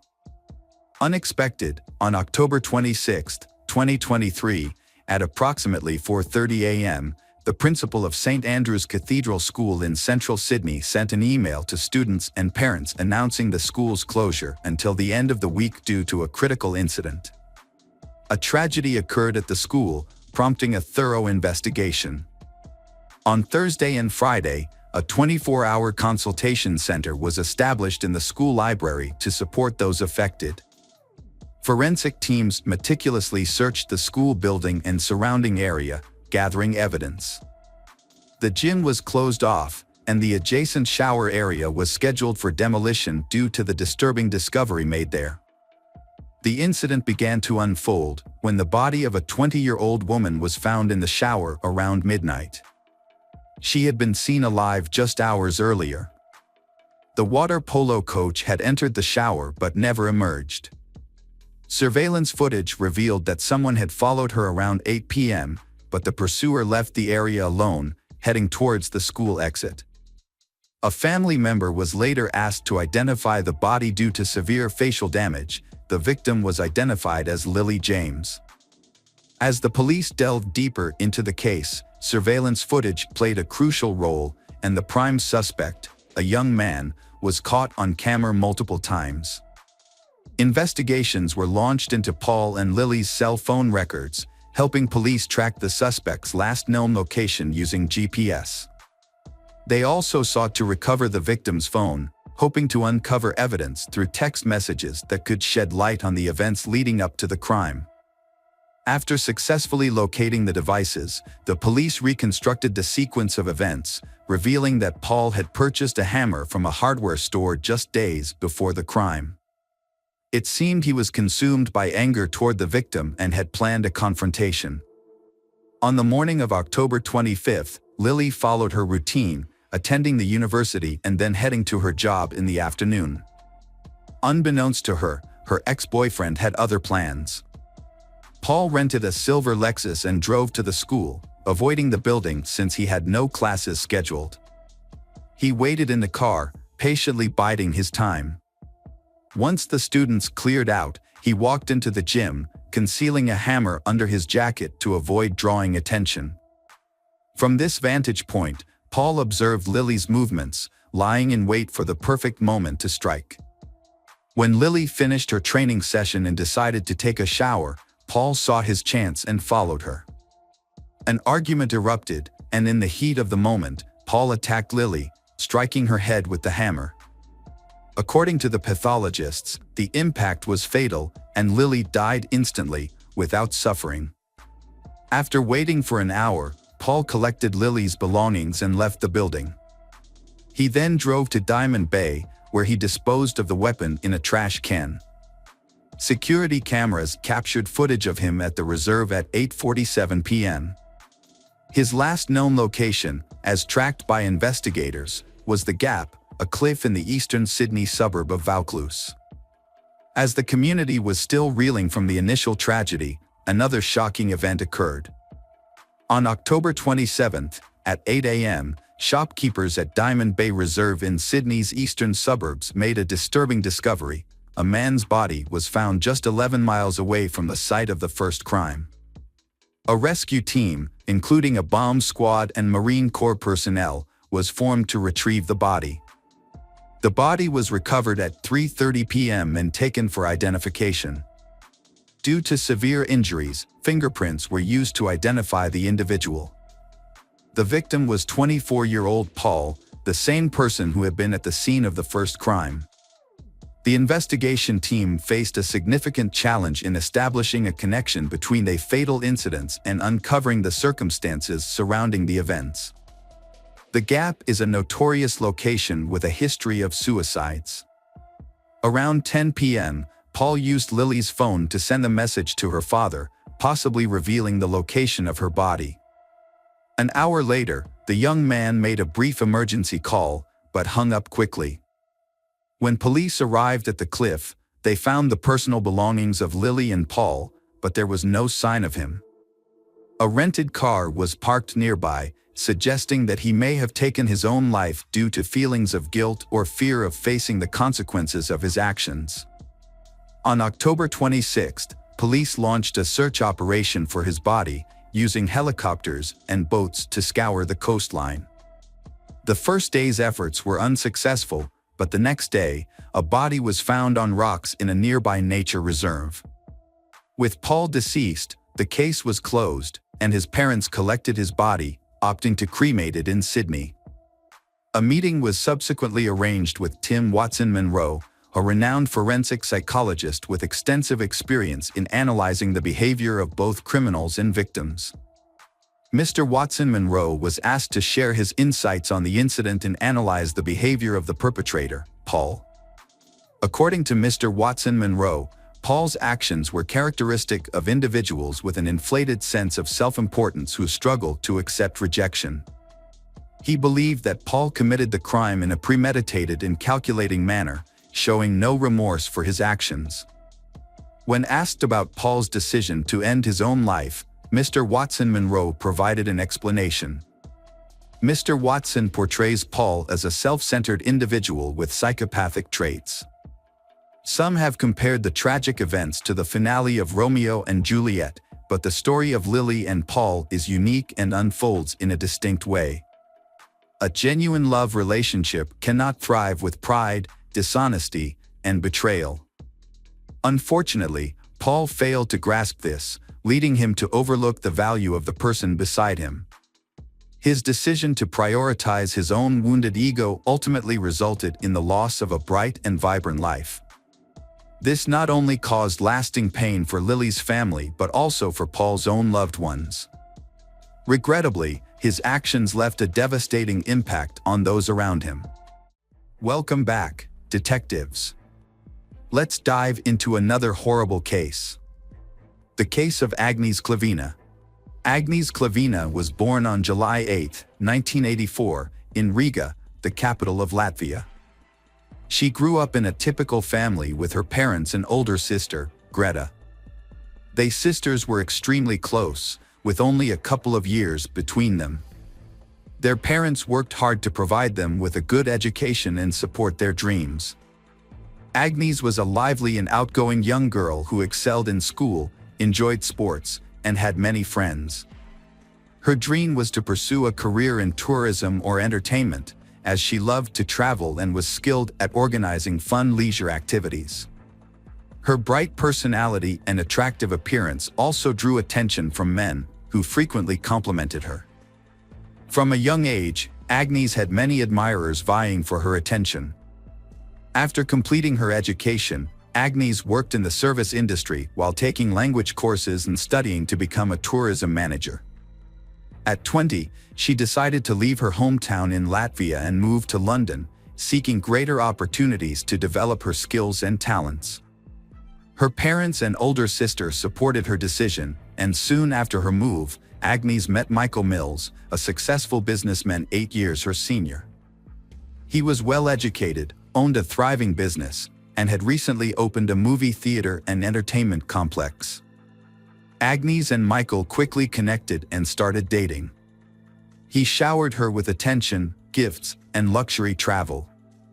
They made ambitious plans for their future together, and their love seemed destined to last. Agnes's friends and family remember this as her first true love. She radiated happiness beside Michael and envisioned a future as his wife. In 2014, Agnes received a 3-month contract as an administrator at a popular nightclub in Marbella, Spain. This opportunity required her to temporarily relocate, but she was eager to take on the challenge. Michael, unable to leave his life behind, supported her decision to sign the contract. For Agnes, this was a chance to gain valuable experience and potentially launch a new career path. Marbella, a renowned resort on the Mediterranean coast, attracts vacationers from around the world, particularly the wealthy. It's not uncommon to spot celebrities, athletes, and business leaders in the area. Klavina, being a sociable person, enjoyed working in such a vibrant environment. Before relocating, she visited her family in Latvia and shared the news of her 3-month employment contract. She also announced her plans to marry Michael upon her return to England. Her family was thrilled for Agnes and wished her well. In May 2014, Agnes packed lightly and moved to Spain for the season, while Michael remained in London. They stayed in touch through daily phone calls and video chats, sharing updates about their lives. Agnes was active on social media, posting daily updates, photos, and videos, which drew a large following interested in her life and work. Agnes had a vibrant and busy life, making the most of every day. After her employment contract ended, she decided to stay in Spain for a couple of months. The resort was entering its peak season, and she saw an opportunity to earn a good income. She discussed her plan with her Michael, who was supportive and promised to visit her for a few days since they hadn't seen each other in a long time. Agnes quickly landed a job as a hostess at an upscale restaurant and renewed her lease. As planned, her boyfriend, Michael, visited her in September. During his visit, they had a great time, planned their upcoming wedding, and picked a destination for their honeymoon. Michael had to return to London after less than a week, leaving Agnes to work in Spain for another month. After that, she planned to visit her relatives in Latvia before flying to England to join her Michael. Unfortunately, these plans never came to fruition. Agnes went to the popular Costa del Sol nightclub with friends on September 6th. Earlier in the day, she had informed Michael of her plans and he approved. Agnes and her friends had a great time at the club, and Agnes even posted some photos on her online profile. She wore a striking mini dress and carried a small white clutch that night. As the night wore on and her friends prepared to leave, Agnes decided to stay a bit longer and then take a taxi home. Her friends didn't worry about her, as she was responsible and hadn't had much to drink. When they said their goodbyes and headed out, Agnes was chatting with a man who had bought her a drink and was trying to get her attention. After that night, Agnes disappeared without a trace. It was as if she had vanished into thin air. No one could recall what time she left the club, who she left with, or where she went afterwards. Agnes failed to show up at work the next day, and attempts to contact her were unsuccessful as her phone was turned off. Her colleagues and friends immediately raised concerns, but the police were slow to respond to the missing persons report. As the day drew to a close, a worried Michael called Agnes's mother to report that he had been unable to reach his fiancée all day, which was unusual. The following day, Agnes's parents and Michael jointly tried to contact the Spanish police to report her disappearance, but they were informed that a missing persons report could only be filed in person by a relative. Undeterred, Michael and Agnes's family booked the next available flight to Marbella. It wasn't until 5 days after Agnes's disappearance that her family was able to file a missing persons report. The investigation began with a search of Agnes's rented apartment, which appeared to be untouched, as if she had simply stepped out for a short time. Her documents, money, and expensive jewelry were still in place, the refrigerator was stocked with prepared meals, and several outfits were laid out on the bed, suggesting that Agnes had been preparing to go out, likely to the club on the night she vanished. To aid in the search, Agnes's friends and family distributed flyers with her picture throughout the city, and the media picked up the story, featuring it on TV news programs and the front pages of local newspapers. The police reviewed footage from CCTV cameras inside and outside the entertainment venue, but encountered a setback. The files had already been deleted. However, with the help of specialists, they were able to recover the recordings. One of the restored videos, taken by a camera near the parking lot exit, showed Agnes leaving the club around 6 a.m. with a man. It was clear that she did not leave voluntarily. The final footage, which showed Agnes alive, was thoroughly examined by experts. However, the more they studied the footage, the more alarming it became. Agnes was seen being led by a man to the parking lot, clearly under duress. He had a tight grip on her waist, and Agnes looked frightened. She attempted to break free multiple times and appeared to be saying something emotional, but he persisted in leading her to a Mercedes A63 with tinted windows. As he forced Agnes into the car, it became clear that another person was already inside. Meanwhile, the first man got into the driver's seat. Agnes temporarily managed to open the car door and tried to escape, but he who had been standing next to her, likely the doorman, intervened and pushed her back into the car at the driver's signal. In return for his assistance, the driver appeared to hand the doorman something, presumably a cash reward. Agnes's phone was turned off 6 minutes after she got into the car, and it was never turned back on. The vehicle's subsequent movements couldn't be tracked because there were no CCTV cameras along the route. It became clear that the men in the cabin were the last people to see Agnes before she went missing. Despite this, the case was shrouded in secrecy from the start.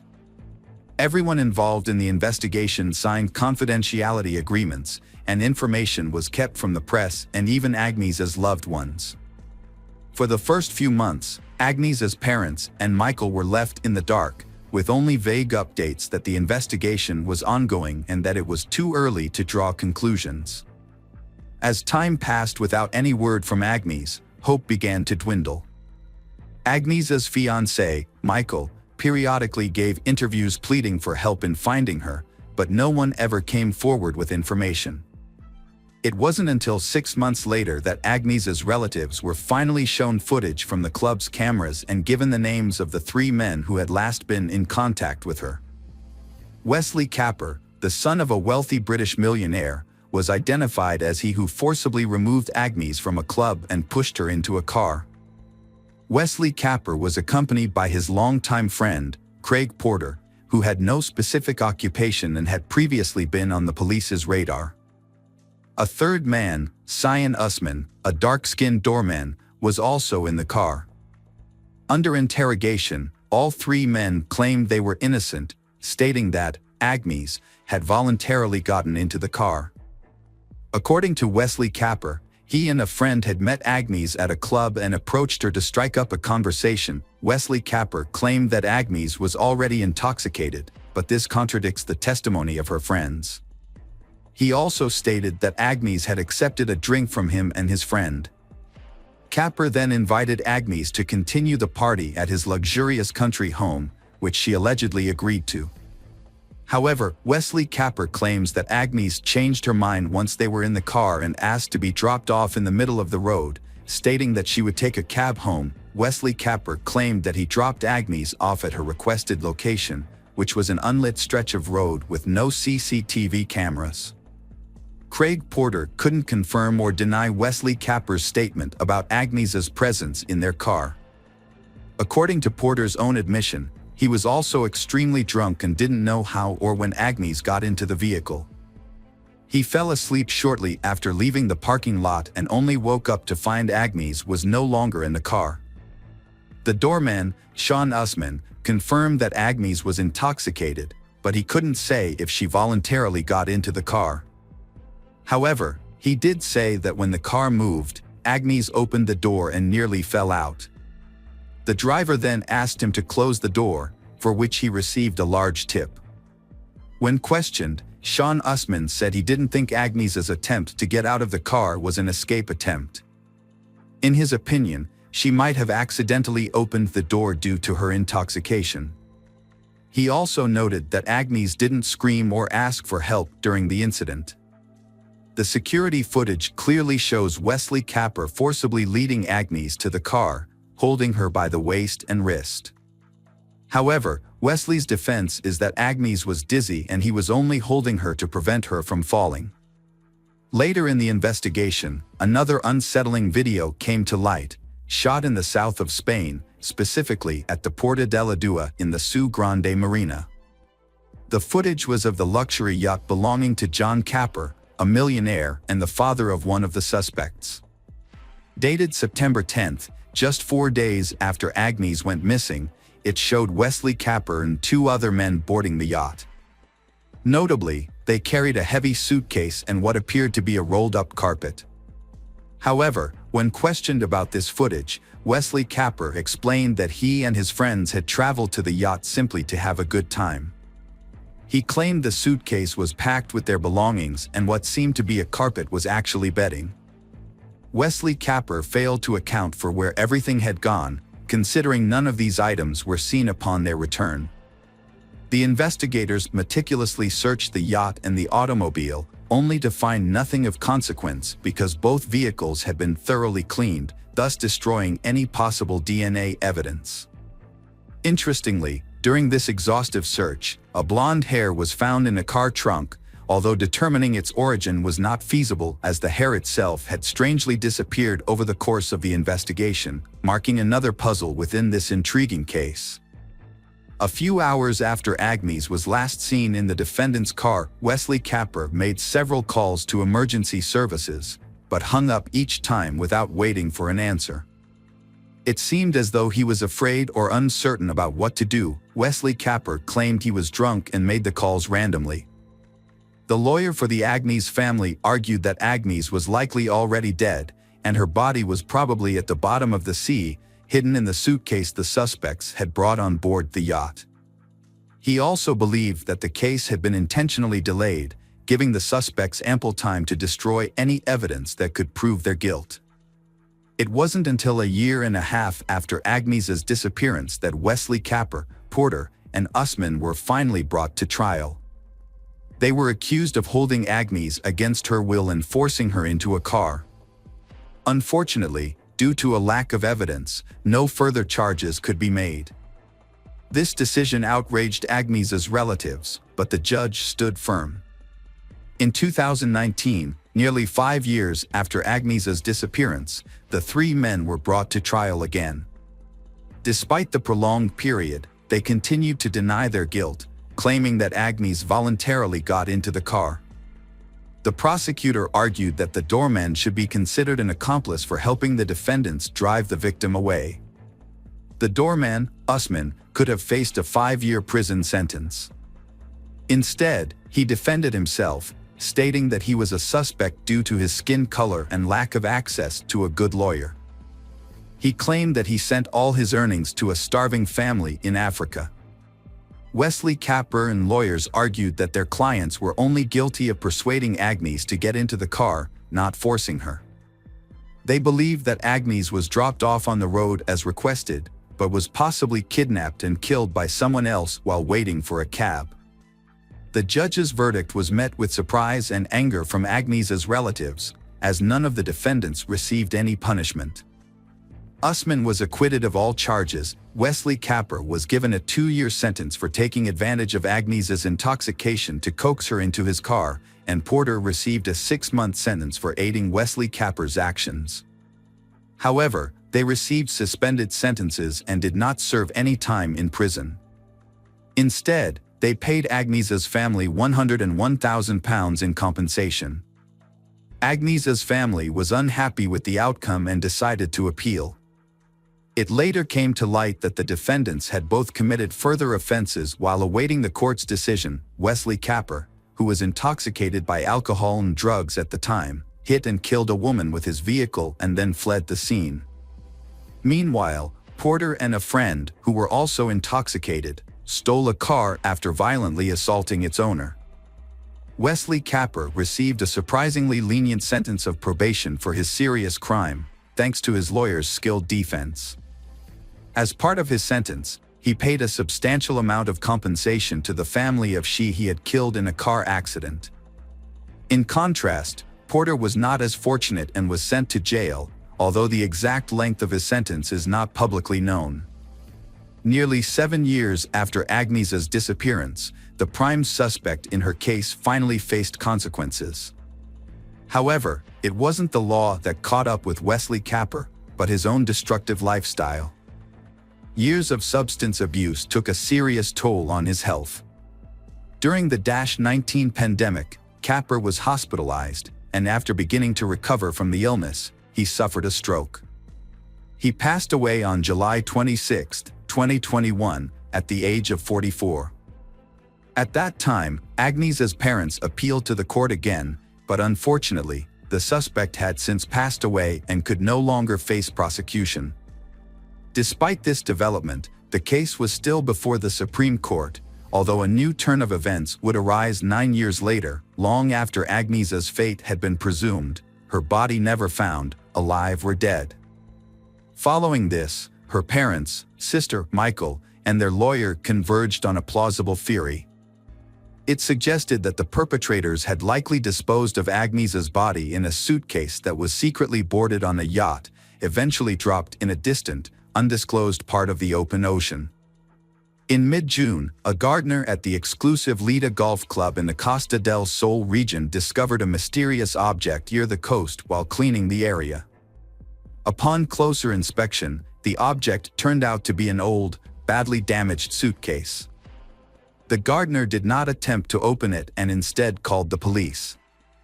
When law enforcement officers opened the suitcase, they found human remains inside. Further examination revealed that the remains belonged to she, approximately 25 to 35 years old at the time of her death. It was also determined that the suitcase had been submerged in water for around 10 years before washing up on the shore. Based on these findings, the police hypothesized that the remains might belong to Agnes, a woman who had gone missing 9 years ago. To confirm this theory, investigators are conducting DNA tests to compare Agnes's DNA with the remains found in the suitcase. Hello friends, welcome to our channel. Today we're going to take a look at another horrible case with you. The case of Rachel O'Reilly. Rachel O'Reilly was born in 1974 in County Dublin, Ireland.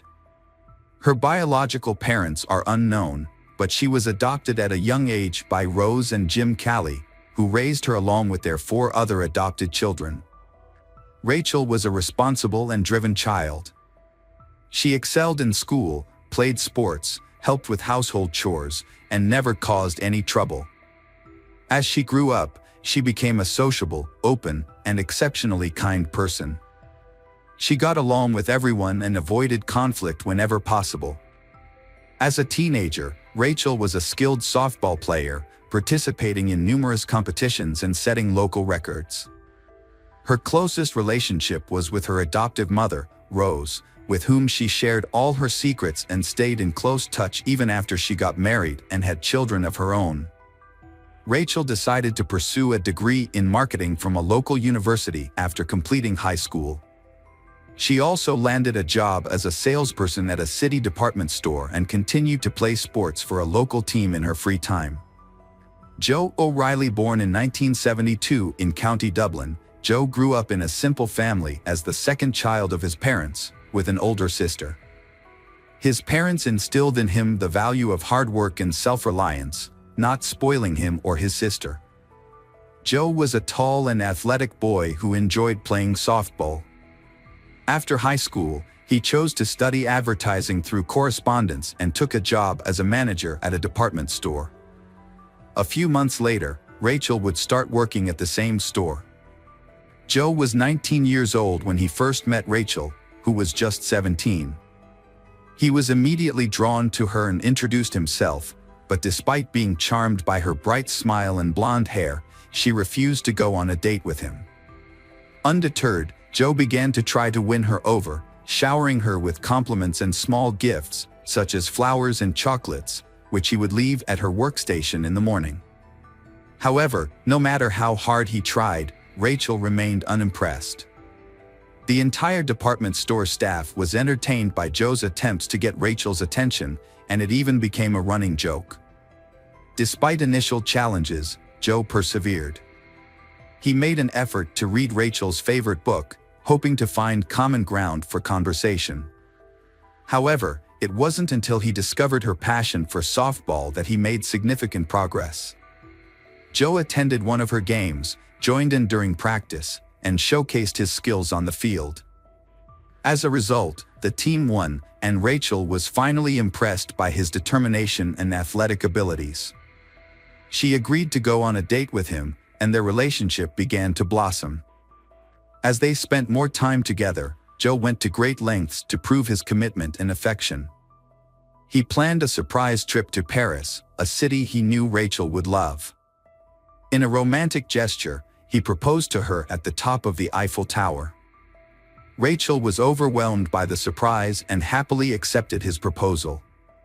She thought she had found her perfect match, a true prince who would make her happy for the rest of her life. A few years after their wedding, they had 2 sons. They moved to a peaceful and scenic area in Scotland, where they bought a spacious and cozy home, ideal for raising their children. After the birth of their first son, Rachel left her job to focus on taking care of her family.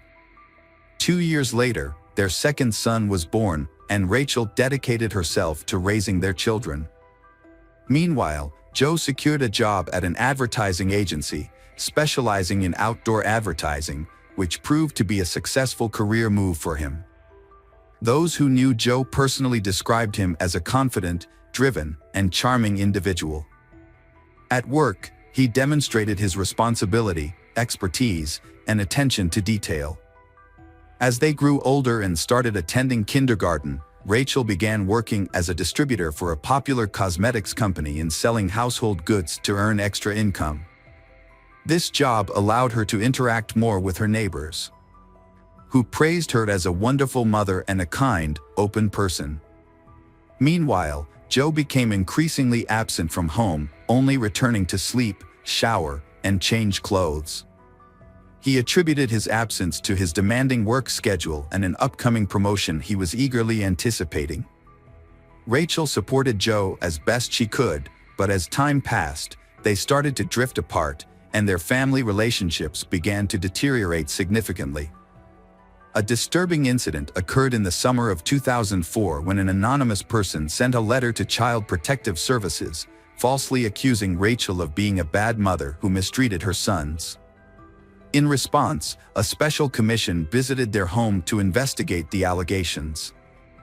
Although the investigation found no evidence of wrongdoing, and relatives and neighbors described Rachel as a loving and caring mother, the malicious letter damaged her reputation. On the morning of Monday, October 4, 2004, the O'Reilly household began as usual. Joe, the father, left for work at dawn while his wife, Rachel, and their sons were still asleep. Throughout the day, Joe tried to contact Rachel by texting and calling her, but she didn't respond. He then called their home phone, but the answering machine picked up, and Joe left a worried message, asking Rachel to call him back as soon as possible. Later that afternoon, Joe received a call from the kindergarten teacher, informing him that Rachel had not arrived to pick up their sons, which was unusual. Joe then called his mother-in-law, Rose, to ask if she knew Rachel's whereabouts. When Rose said she didn't know, Joe asked her to check on their house and see if everything was okay. Meanwhile, Joe went to the kindergarten to pick up the children. When Rose arrived at the house, she found Rachel's car in the yard, indicating that Rachel was home. However, the house was dark and quiet, and Rose's calls went unanswered. As Rose entered the house, she was immediately struck by the scene of chaos before her. Cabinets and drawers were open, with their contents scattered all over the floor, giving the appearance of a robbery. Upon entering the bedroom, Rose's was met with a horrific sight. Rachel lay lifeless on the floor, surrounded by a massive pool of her own blood. The walls, furniture, and even the ceiling were splattered with blood, and Rachel's tangled, bloody hair partially concealed her skull. In some places, the bare bones of her skull were visible. Rose rushed to her daughter, hoping against hope that she was still alive and could be saved. But when she touched Rachel's arm, she felt it was cold and stiff. It was clear that Rachel had been dead for hours, and there was nothing that could be done to help her. Overcome with grief and unable to collect her thoughts, Rose began screaming and calling for help. She then rushed to the phone to dial the police. Her screams alerted the neighbors, one of whom was a doctor. The doctor was the first to examine the body and confirm that Rachel was beyond help. When Joe arrived at the house, he was met with a crowd of people who had already gathered there. Upon learning of his wife's death, he was overcome with grief, screaming and running inside the house, exclaiming that he didn't believe the news.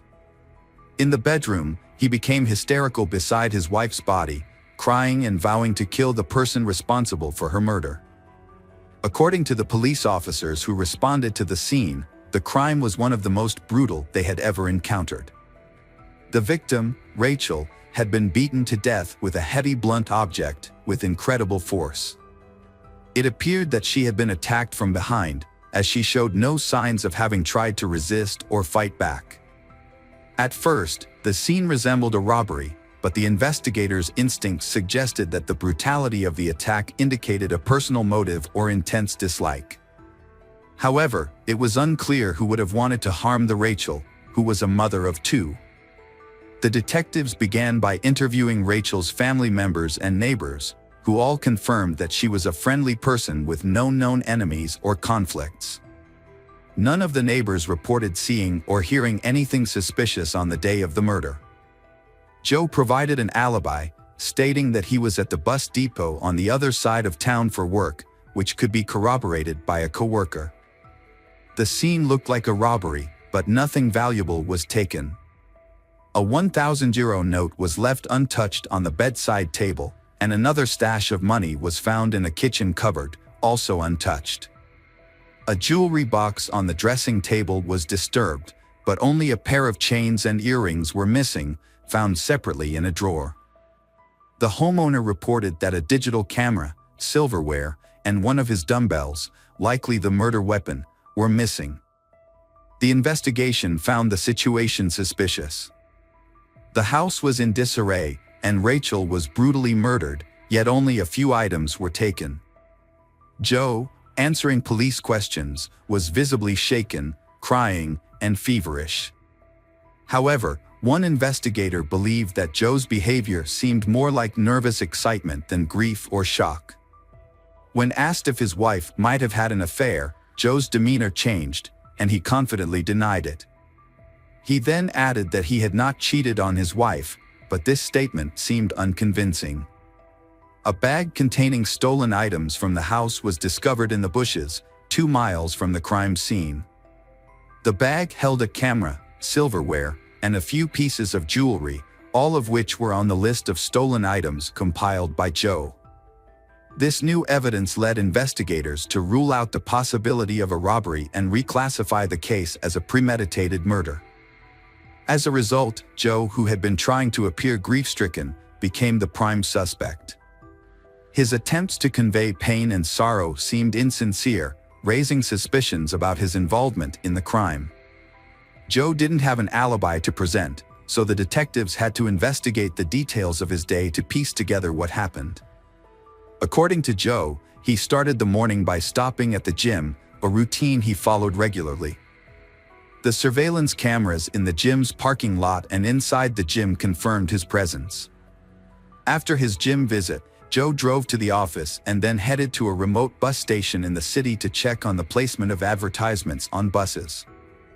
A colleague corroborated Joe's account, recalling a phone conversation they had around that time. The investigators then visited Joe's workplace to inspect his computer. This led to a significant discovery. Joe's email contained some suspicious messages that he had partially deleted. Specialists were able to recover the deleted emails, and the police became convinced they were on the right track. Most of the recovered emails were exchanges with Joe's friend and sister, in which he frequently complained about his wife, Rachel, using derogatory language and profanity. Joe's wife had not been attractive to him for a long time, and in fact, he felt a strong sense of disgust towards her. Meanwhile, investigators discovered a suspicious correspondence between Joe and a female colleague named Nikki Pell. Their communication suggested that they were more than just friends and warranted further questioning. Nikki Pell worked at the same advertising company as Joe and was 10 years his senior. Despite their age difference, they had begun an affair. It was unclear when exactly their workplace romance started, but it was evident that Joe spent a significant amount of time with Nikki, often staying late into the evenings and even nights. Joe's wife was unaware of this and was misled into believing that he was busy with work. What was even more alarming was the content of Joe's messages to Nikki, in which he promised that they would soon be together, referring to her as a potential stepmother to his children with his wife, Rachel. Such messages raised suspicions, especially considering that in the event of a divorce, the children would likely remain with their mother. Joe initially denied having an affair, but when faced with irrefutable evidence of his infidelity, he was forced to admit to secretly dating Nikki for some time. Although they had reportedly broken up for over a week before the incident, this revelation raised questions. Following the discovery of the body, the O'Reilly house was sealed off as a crime scene, and no one was allowed to enter while the police conducted a thorough investigation. During this time, Joe stayed with his sister, and the children stayed with their grandparents. At the funeral, Joe was surprisingly calm and appeared to avoid the casket containing his deceased wife's body. When it was his turn to say goodbye, he did so hastily and without emotion. As he left, he appeared unconcerned, saying that the casket could be closed and buried once the family was allowed to return home. When they returned, everything in the house appeared to be in the same condition as the day of the murder, except for the body on the floor. Joe asked his in-laws to accompany him to the scene of the crime, and they agreed, thinking he needed their emotional support. However, as they walked around the room where Rachel had been murdered, Joe began to speculate about the killer's actions. He graphically described the attack, pointing to dried blood spatters and reenacting the blows with his arms. Joe suggested that the perpetrator might have washed his hands and the crime weapon in the bathroom before taking it with him. Although his detailed and unsettling account seemed like an attempt to process his grief, his parents-in-law couldn't shake the feeling that he was reenacting the crime. Rose, in particular, secretly suspected that Joe might have been the one who killed their daughter. Immediately following the funeral, Joe began aggressively seeking media attention. He granted numerous interviews and even invited reporters into his home, providing them with a tour of the crime scene while recounting the events that transpired. 3 weeks after the tragedy, the Rachel loved ones agreed to participate in a television program about the crime. However, while Rachel's parents appeared to be overcome with grief, Joe's behavior on set was remarkably different. He interacted with the makeup team, showing concern for his on-camera appearance, and during breaks, he eagerly accepted and enjoyed the offered snacks and coffee, behaving more like a celebrity than a grieving family member. The police, who were still looking at Joe, decided to follow him and found that from the set he went straight to his mistress Nikki, who spent the night. By that time, the last doubts that he was the killer had already been dispelled, and it remained only to collect irrefutable evidence for the court. Collecting evidence proved to be a time-consuming and challenging task. The main piece of evidence, the murder weapon, remained elusive. Despite this, investigators accumulated enough supplementary evidence. Initially, 2 key witnesses, Nikki and Joe's colleague who corroborated his alibi, faced possible imprisonment for perjury, leading them to recant their earlier statements. Nikki revealed that her relationship with Joe never actually ended, they continued to see each other in secret. Rachel, who discovered their ongoing connection, got into a significant argument with Joe and his wife shortly before the tragedy. In contrast, Joe's colleague, although previously vouching for his whereabouts, could not confidently attest that Joe was at the bus station across town at the time of his wife's murder. He unknowingly corroborated his friend's story at his request, unaware that Joe was a suspect in the crime at the time. Emails retrieved from Joe's computer, in which he made disparaging comments about his wife and planned a future with his mistress and children, were also submitted as evidence in the case. Joe made a deliberate attempt to create an alibi by going to the gym and ensuring he was caught on camera. He then informed his colleagues that he would be unavailable due to a work commitment in another part of the city. However, instead of going to the bus station as claimed, Joe went home, armed himself with a dumbbell, and hid in the bedroom, waiting for his wife to return from taking the children to kindergarten. He launched a surprise attack on her from behind, leaving her no opportunity to defend herself. After committing the crime, Joe, who later admitted his actions, cleaned the blood from himself and the murder weapon in the bathroom next to the bedroom. He then changed his clothes, scattered his belongings around the house to make it appear like a robbery had occurred, and headed to work. While on his way to the office, Joe got rid of the items he had taken, disposed of the bloody clothes and dumbbells, and made several attempts to cover his tracks by calling his wife's phone, sending her messages, and leaving voicemails asking her to call him back. At the office, Joe exhibited unusual behavior, appearing overly excited and showing signs of nervousness, as evident from his slightly shaking hands. Some of his colleagues noticed his unusual behavior and asked if he was okay, but Joe seemed flustered and, instead of responding, quickly retreated to his office. Shortly after, he received a call from the daycare center informing him that no one had picked up their boys. Instead of rushing home, Joe sent his mother-in-law to discover his daughter's disfigured body first. He believed he had covered his tracks and that his guilt would be impossible to prove. However, his desire for fame and public attention ultimately worked against him. Although most of the evidence against Joe was circumstantial, he was not arrested until 2 years after the crime. His guilt was ultimately proven by tracing his movements on the day of the murder, using data from a cell phone he had kept with him. Notably, at the time of the murder, Joe's cell phone signal was tracked to the home, a fact later confirmed by phone records. Furthermore, it was revealed during the trial that the anonymous letter sent to Child Protective Services, which made false accusations against Rachel, was actually written by Joe's mother at his request. Joe's motive for the murder was to gain sole custody of the children in the event of a divorce. To achieve this, he attempted to discredit Rachel by portraying her as an abusive mother. However, social services found no evidence to support these claims, and Joe decided to take more drastic action. Joe showed no remorse in the courtroom, smiling and chatting with his lawyers as if he was confident he would be acquitted. However, in the summer of 2007, the court delivered a guilty verdict and sentenced him to life in prison.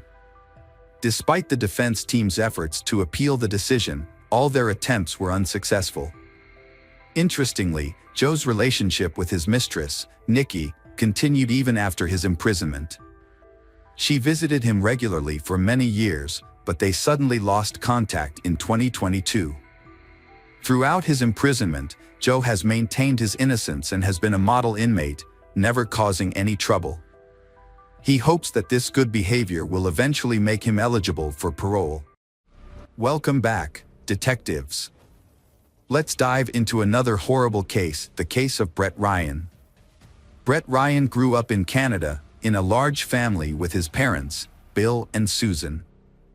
Bill works at the Toronto Star daily newspaper and spends time on his many interests, including sports, yoga, and psychology, which help balance family life.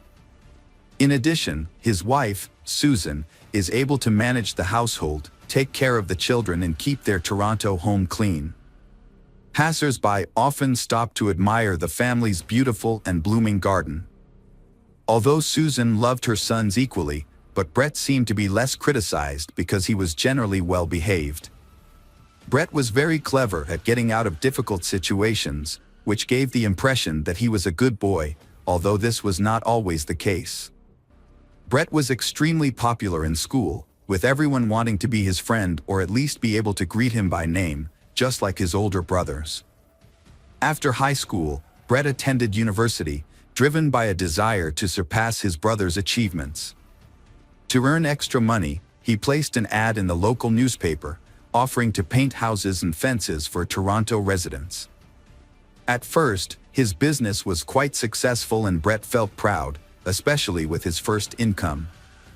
His mother, Susan, was thrilled and often cited him as a role model for others. However, things took a turn when Brett dropped out of college to focus full-time on his paint business. Without a degree, he had to work full-time as a paint salesman, which deprived him of formal education and exposed him to paint fumes on a regular basis.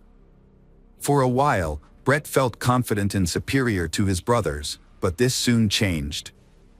After a couple of years, his brothers, Christopher and Leland, graduated and landed jobs in their specialized fields.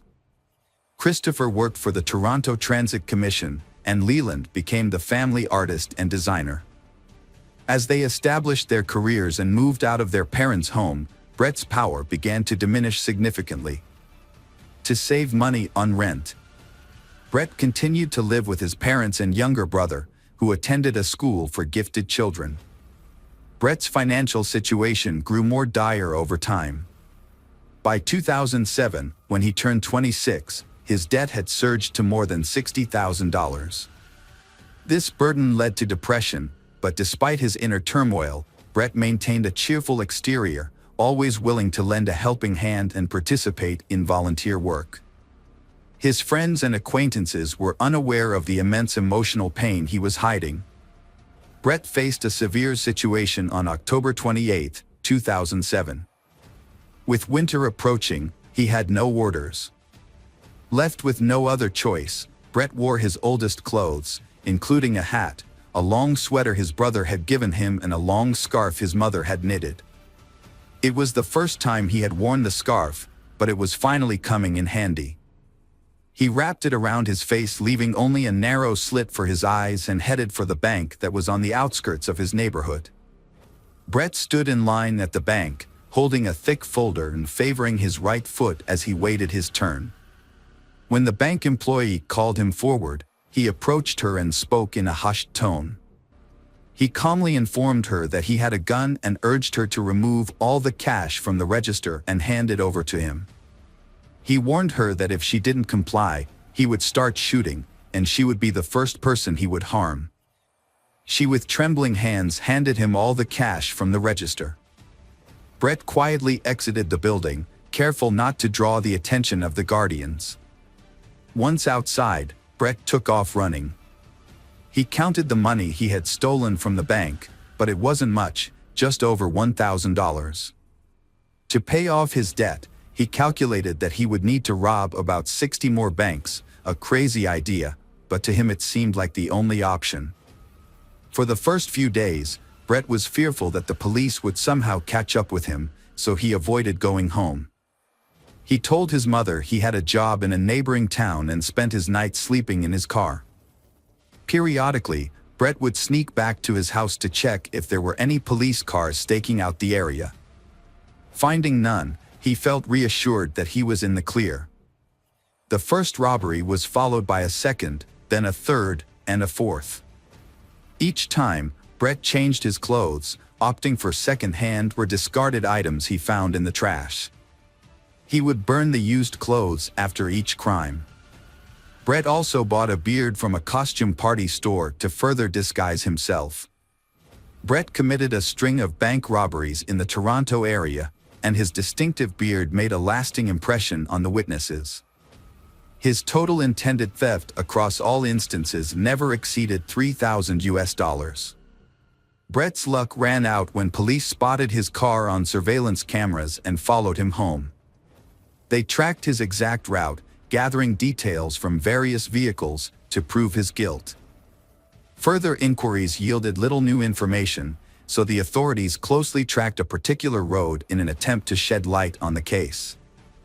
Their patience and hard work finally paid off. They found a potential lead. This person of interest, a bearded man, was found walking alone near a bank and was promptly detained by the officer for further investigation. Brett was under investigation for 7 months before being charged with robbery with a firearm, despite having a gun permit. Notably, he never actually carried a gun or any other weapon during the robberies. He didn't even bring a kitchen knife.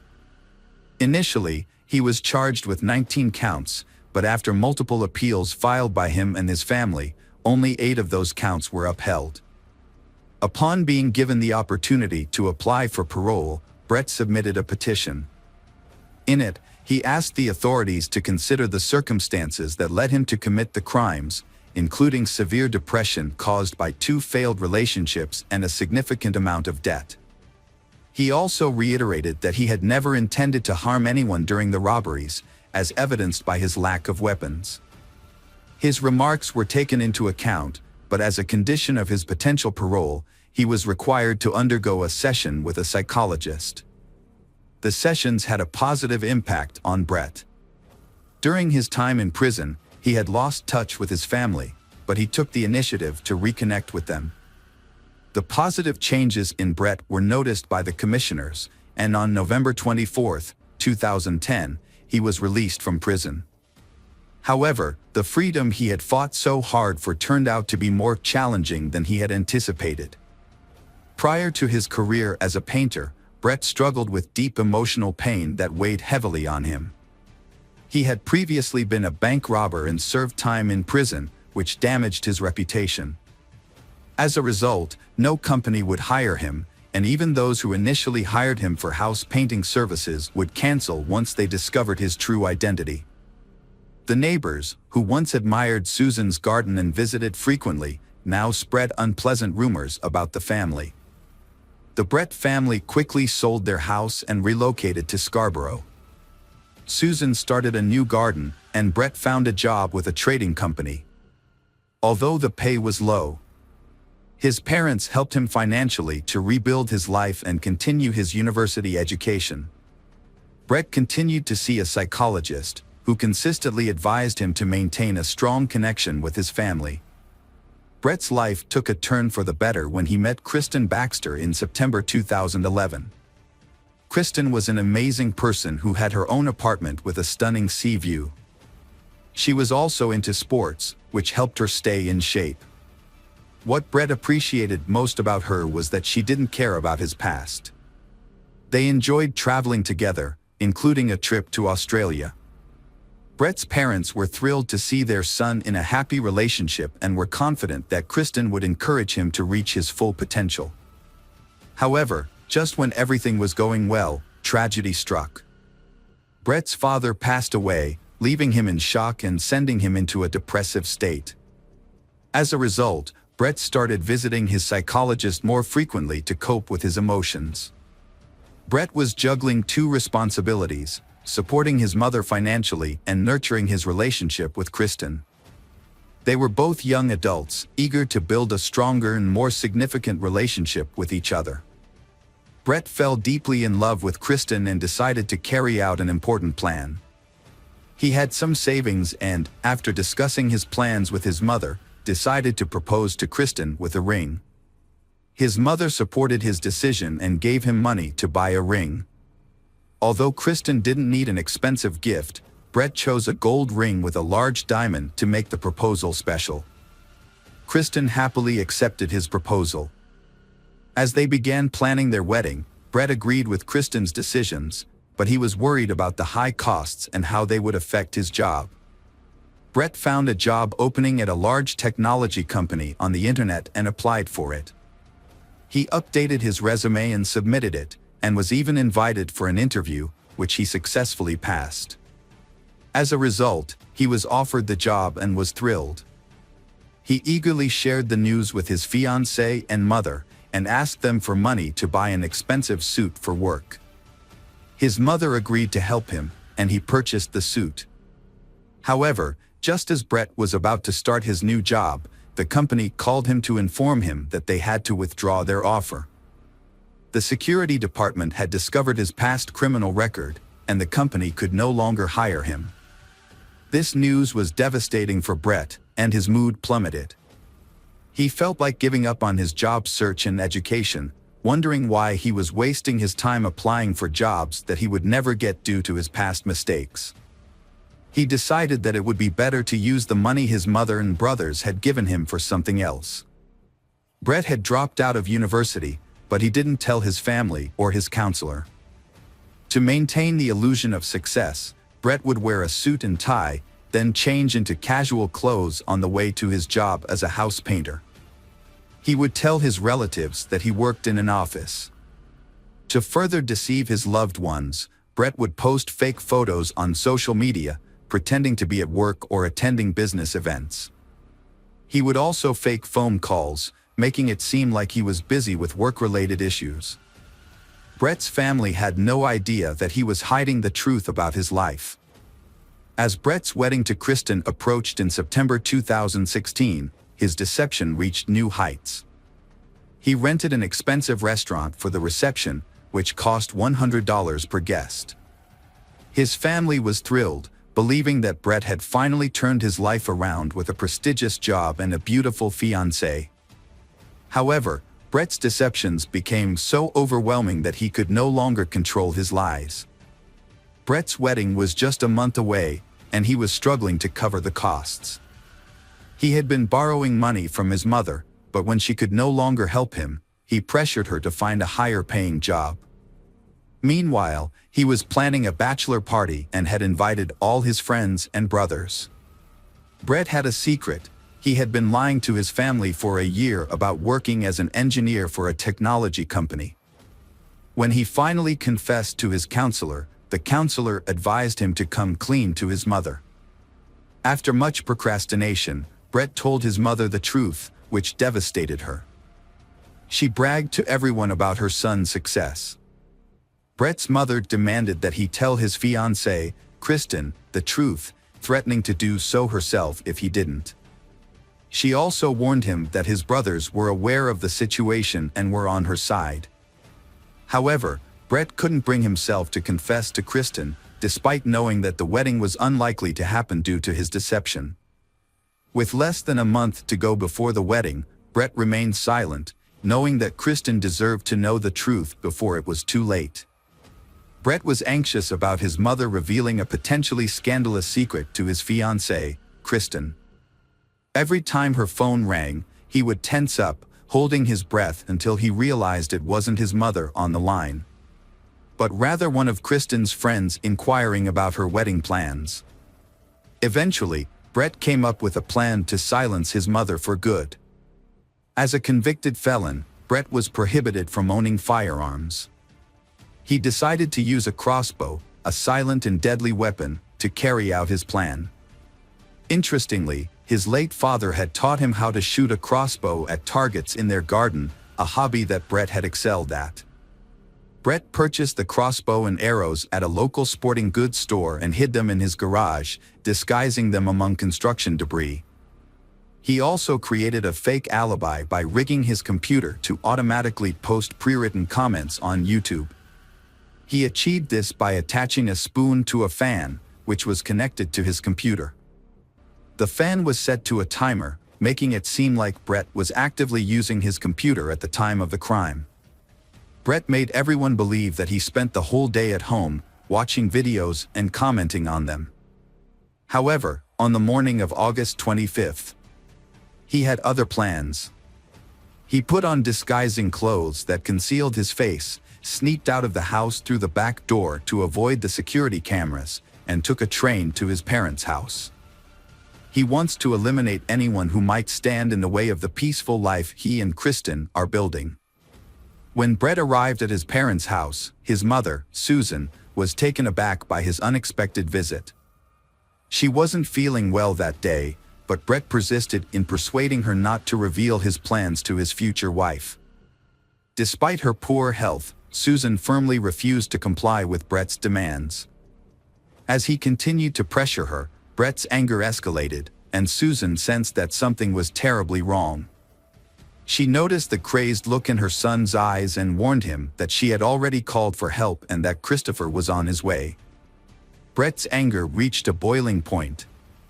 He rushed to the garage, grabbed a crossbow, but his rage and adrenaline surge made him unable to aim properly. Instead, he used the crossbow's butt to bludgeon his mother. To ensure she was dead, he tightened a rope around her neck. After covering her body with plastic bags, Brett loaded the crossbow with arrows, ready to face whoever was coming next. Brett's brother Christopher was lured into a trap by the suspect. As he entered the garage or the yard, Brett, who was hiding in the bushes, ambushed and shot Christopher in the neck. Christopher died shortly after the attack. Alexander, the youngest brother, was the next target. The suspect had also managed to lure him, but Alexander's outcome was different. Shot in the neck with an arrow, Alexander was critically injured but didn't die instantly. He screamed and cried for help as the attack took place. Throughout this violence, Leland remained asleep on the second floor, oblivious to the crime happening nearby and to the identity of the perpetrator, who was also a family member. It was Alexander's screams that startled Leland out of sleep, ran downstairs, and stumbled upon the horrific scene of his brother Brett trying to strangle Alexander. A fight broke out between Leland and Brett, and Leland ended up in control, forcing Brett to back down. Leland immediately fled to a neighbor's house and called the police. With no means of escape, Brett remained in the house, realizing too late that his actions had disastrous consequences. In a desperate attempt to make amends, he composed a text message to Kristen, pleading for her forgiveness. Upon arriving at the scene, police officers found Brett, covered in blood, sitting beside his critically injured brother Alexander, who would later succumb to his injuries in the hospital. Brett voluntarily surrendered to the authorities, requesting to be handcuffed and taken into custody. During his confession, he revealed the location of his mother's body, hidden beneath packages in the garage, and acknowledged that she was beyond help.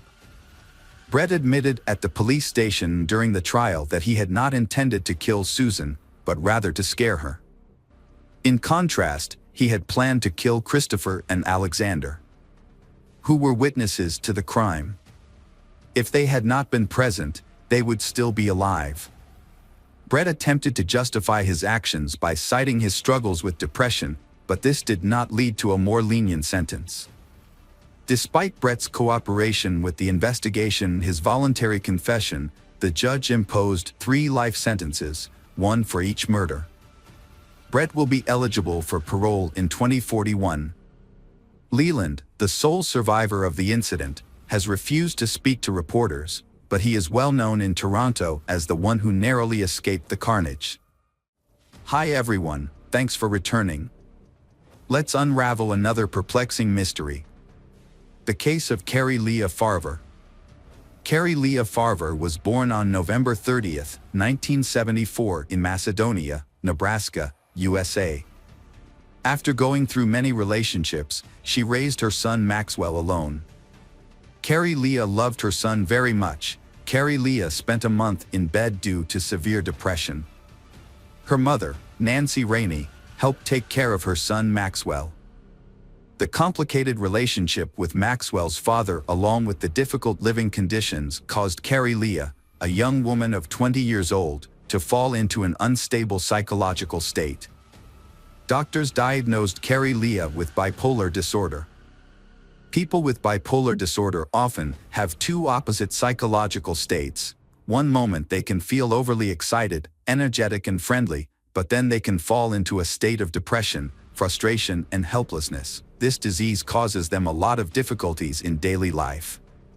However, in the early 2000s, Carrie Leah's doctor found an effective treatment that allowed Carrie Leah to live a normal life. In the fall of 2012, Carrie Leah received a lucrative job offer in nearby Omaha, an opportunity she couldn't refuse. Carrie Leah accepted the offer. However, her son, Maxwell, was in middle school and didn't want to change his familiar surroundings, so Maxwell decided to stay with his grandmother in Macedonia. One day in November 2012, Carrie Leah met Dave Kropa at the auto repair shop where he worked. When Dave looked at Carrie Leah's Ford Explorer, he realized that he really liked this woman. Carrie Leah was showing Dave something inside the car, and they stood close to each other, and there was a little tension. Not long after, Dave and Carrie Leah went on a date. Carrie Leah went to Dave's house. A while later, a woman named Liz called Dave a lot and texted him. Then Liz went to Dave's house to pick up something he had left for her. Dave explained to Carrie Leah that Liz Gollier was the first person Dave met online in 2012. Liz, born in 1975 in Michigan, initially told Dave that she was not looking for a serious relationship because she was a mother and needed to spend most of her time with her children. In Dave and Liz's relationship, they had few topics to talk about, and their relationship was mainly physical. After a while, Liz began to worry about what Dave was doing when she was not around, as well as who he was seeing.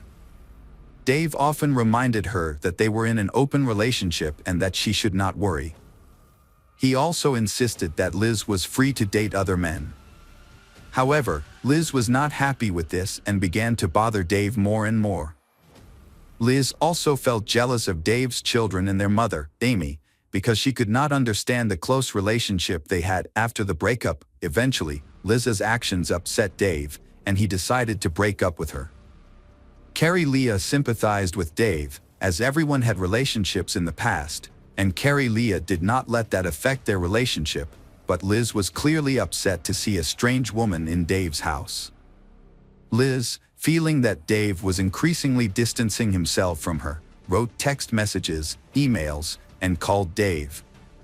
However, Dave would not stop seeing Carrie Leah or anyone else because of Liz. 2 weeks after moving to her new job, Carrie Leah began dating Dave. Carrie Leah and Dave began spending more time together. Dave felt comfortable with Carrie Leah around. Carrie Leah said that she was not looking for a serious relationship, but just wanted to enjoy the good times together. In December 2015, Liz was shot. Liz probably guessed who it was. Luckily, the wound was not fatal. Liz thought, "This can't go on any longer, I have to do something." At 9:45 a.m. at work, Dave suddenly received a text message from Carrie Leah. In the message, Carrie Leah expressed her desire to live with Dave forever. The content of the message made Dave feel confused and surprised, because he did not understand the reason for Carrie Leah's sudden change. Because before, they had discussed and agreed that both of them would not rush into a binding relationship. Dave gently replied to Carrie Leah that he was not ready for this big change. Carrie Leah's response was very unpleasant. When Dave returned to the apartment, he found that all of Carrie Leah's belongings that she had brought were gone. This made him think that Carrie Leah had left him. On the same day, Carrie Leah deleted him from her Facebook friend list. Although it seemed like everything was over, it was not. Dave began receiving a series of text messages and emails from Carrie Leah, which were full of curses and threats to ruin Dave's life. The messages were numerous and all of them were rude. In addition, Carrie Leah did not show up for work. The strange messages from Carrie Leah were not only sent to Dave, but also to her mother and 15-year-old son. In May 2013, Carrie Leah posted a lengthy post on her personal Facebook page, in which she wrote, she had answered enough questions to prove to everyone that she had had enough. You can either believe that she was a girl, or leave her alone. She quit her volunteer job and she was fed up with people giving her a hard time. She just didn't want to go home right now. She was a grown woman, and if she wanted to leave home, she had every right to do so. Sorry for hurting everyone. Carrie Leah then remained absent for a while. Her mother realized something was wrong when Carrie Leah missed her own birthday, Max's birthday, and other family celebrations. Finally, when her father passed away. After a while, Liz Gollier began receiving messages from Carrie Leah. In those messages, Carrie Leah criticized and insulted Liz, even threatened Liz to stay away from Dave. To understand Carrie Leah's strange behavior, Liz contacted Dave. He said he was also in a similar situation. Carrie Leah sent him many messages and emails, in which Carrie Leah accused Dave of all kinds of wrongdoing, called him a liar, and promised to avenge the pain he had caused Carrie Leah. Gradually, the messages from Carrie Leah became more threatening, with confusing content and grammatical errors. Carrie Leah's mother insists that her daughter is not a hot-tempered person and has always been very careful in writing letters and documents. Carrie Leah pays attention to spelling and presentation. Is her bipolar disorder relapsing and developing into something more serious? After Carrie Leah's confusing actions, all the evidence points to Carrie Leah having psychological difficulties. Liz and Dave often receive hundreds of text messages and emails, even when they are together. Their phones constantly buzz with messages, which makes them both uncomfortable. Although they continue to date, Dave feels uncomfortable around Liz. She becomes more and more demanding, despite always insisting that Liz is fine with their no-strings-attached relationship. In January 2013, Dave found Carrie Lee's car in his front yard. Dave called the police and reported the incident. The police came to check the car and found no suspicious signs. The police then turned the car over to Carrie Lee's parents. Carrie Leah continued to text Dave and Liz. Carrie Leah even started sending pictures of Dave's children and threatening to harm them. As time went on, Carrie Leah continued to stalk them. Liz became increasingly jealous, made Dave angry and tired of the situation, and finally decided to end the relationship with Liz.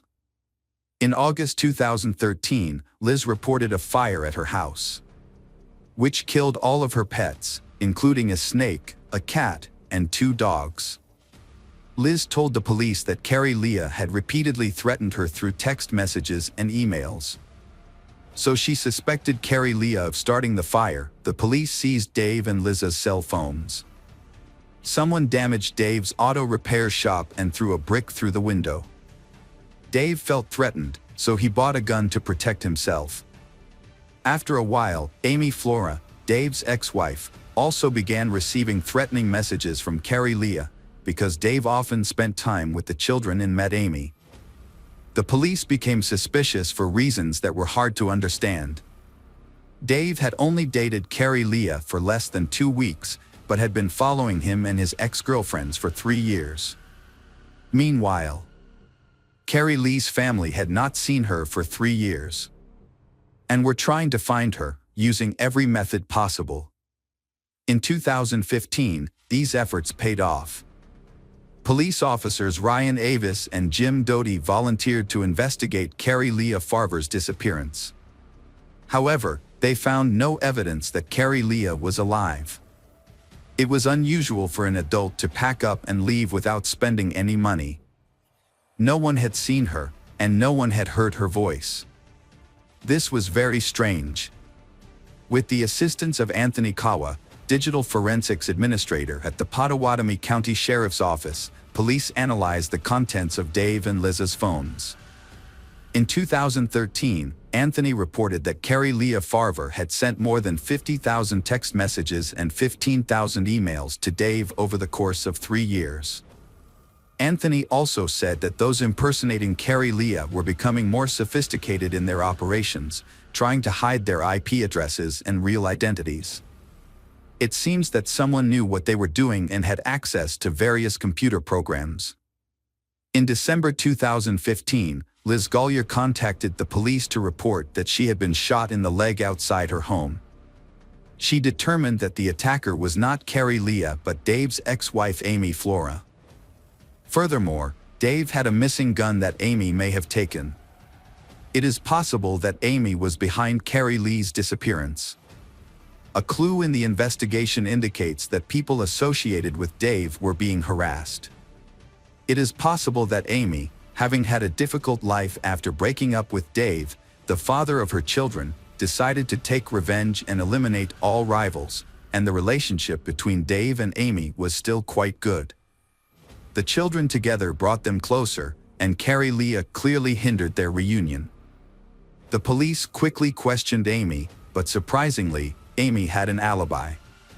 She was not at Liz's house when the shooting occurred, and this was confirmed by several people. Because there was no hard evidence, Amy was not arrested.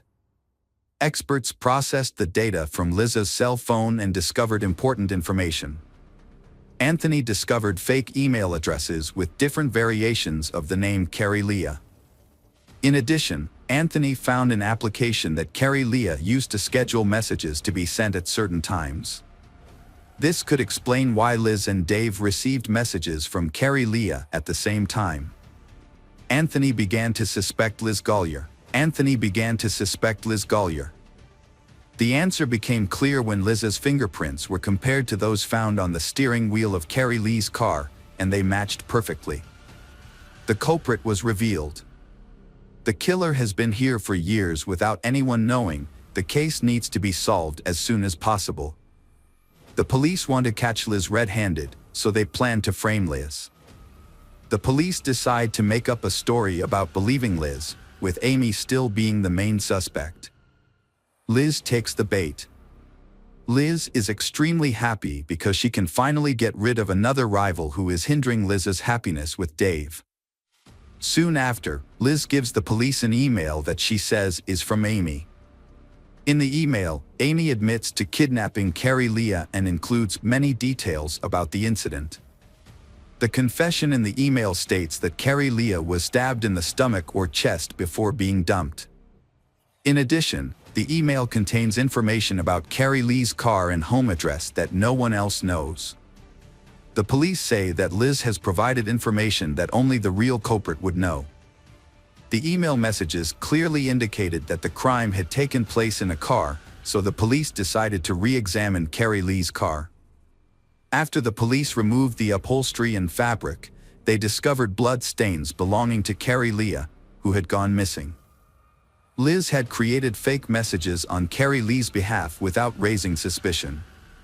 According to the investigation, Liz Gollier dated both Dave and a man named Garrett. Garrett lived at the IP address identified as the source of the messages under Carrie Lee's name. When talking to Garrett, the police discovered that he had been in a long-term relationship with Shanana Gollier, known to many as Liz. Garrett had invited Liz to live with his children after a fire. However, their relationship became complicated and strained when they lived together, with Garrett having to care for Liz's children while she was away. Garrett was surprised to hear from police that Liz had spent 40 to 50 hours a week impersonating the missing woman Carrie Leah. Liz's room was a mess, but no significant evidence was found. However, police did find several cell phones and electronic devices in the last room she stayed in. In late December 2016, Shanana Gollier, known as Liz, was charged with first-degree murder.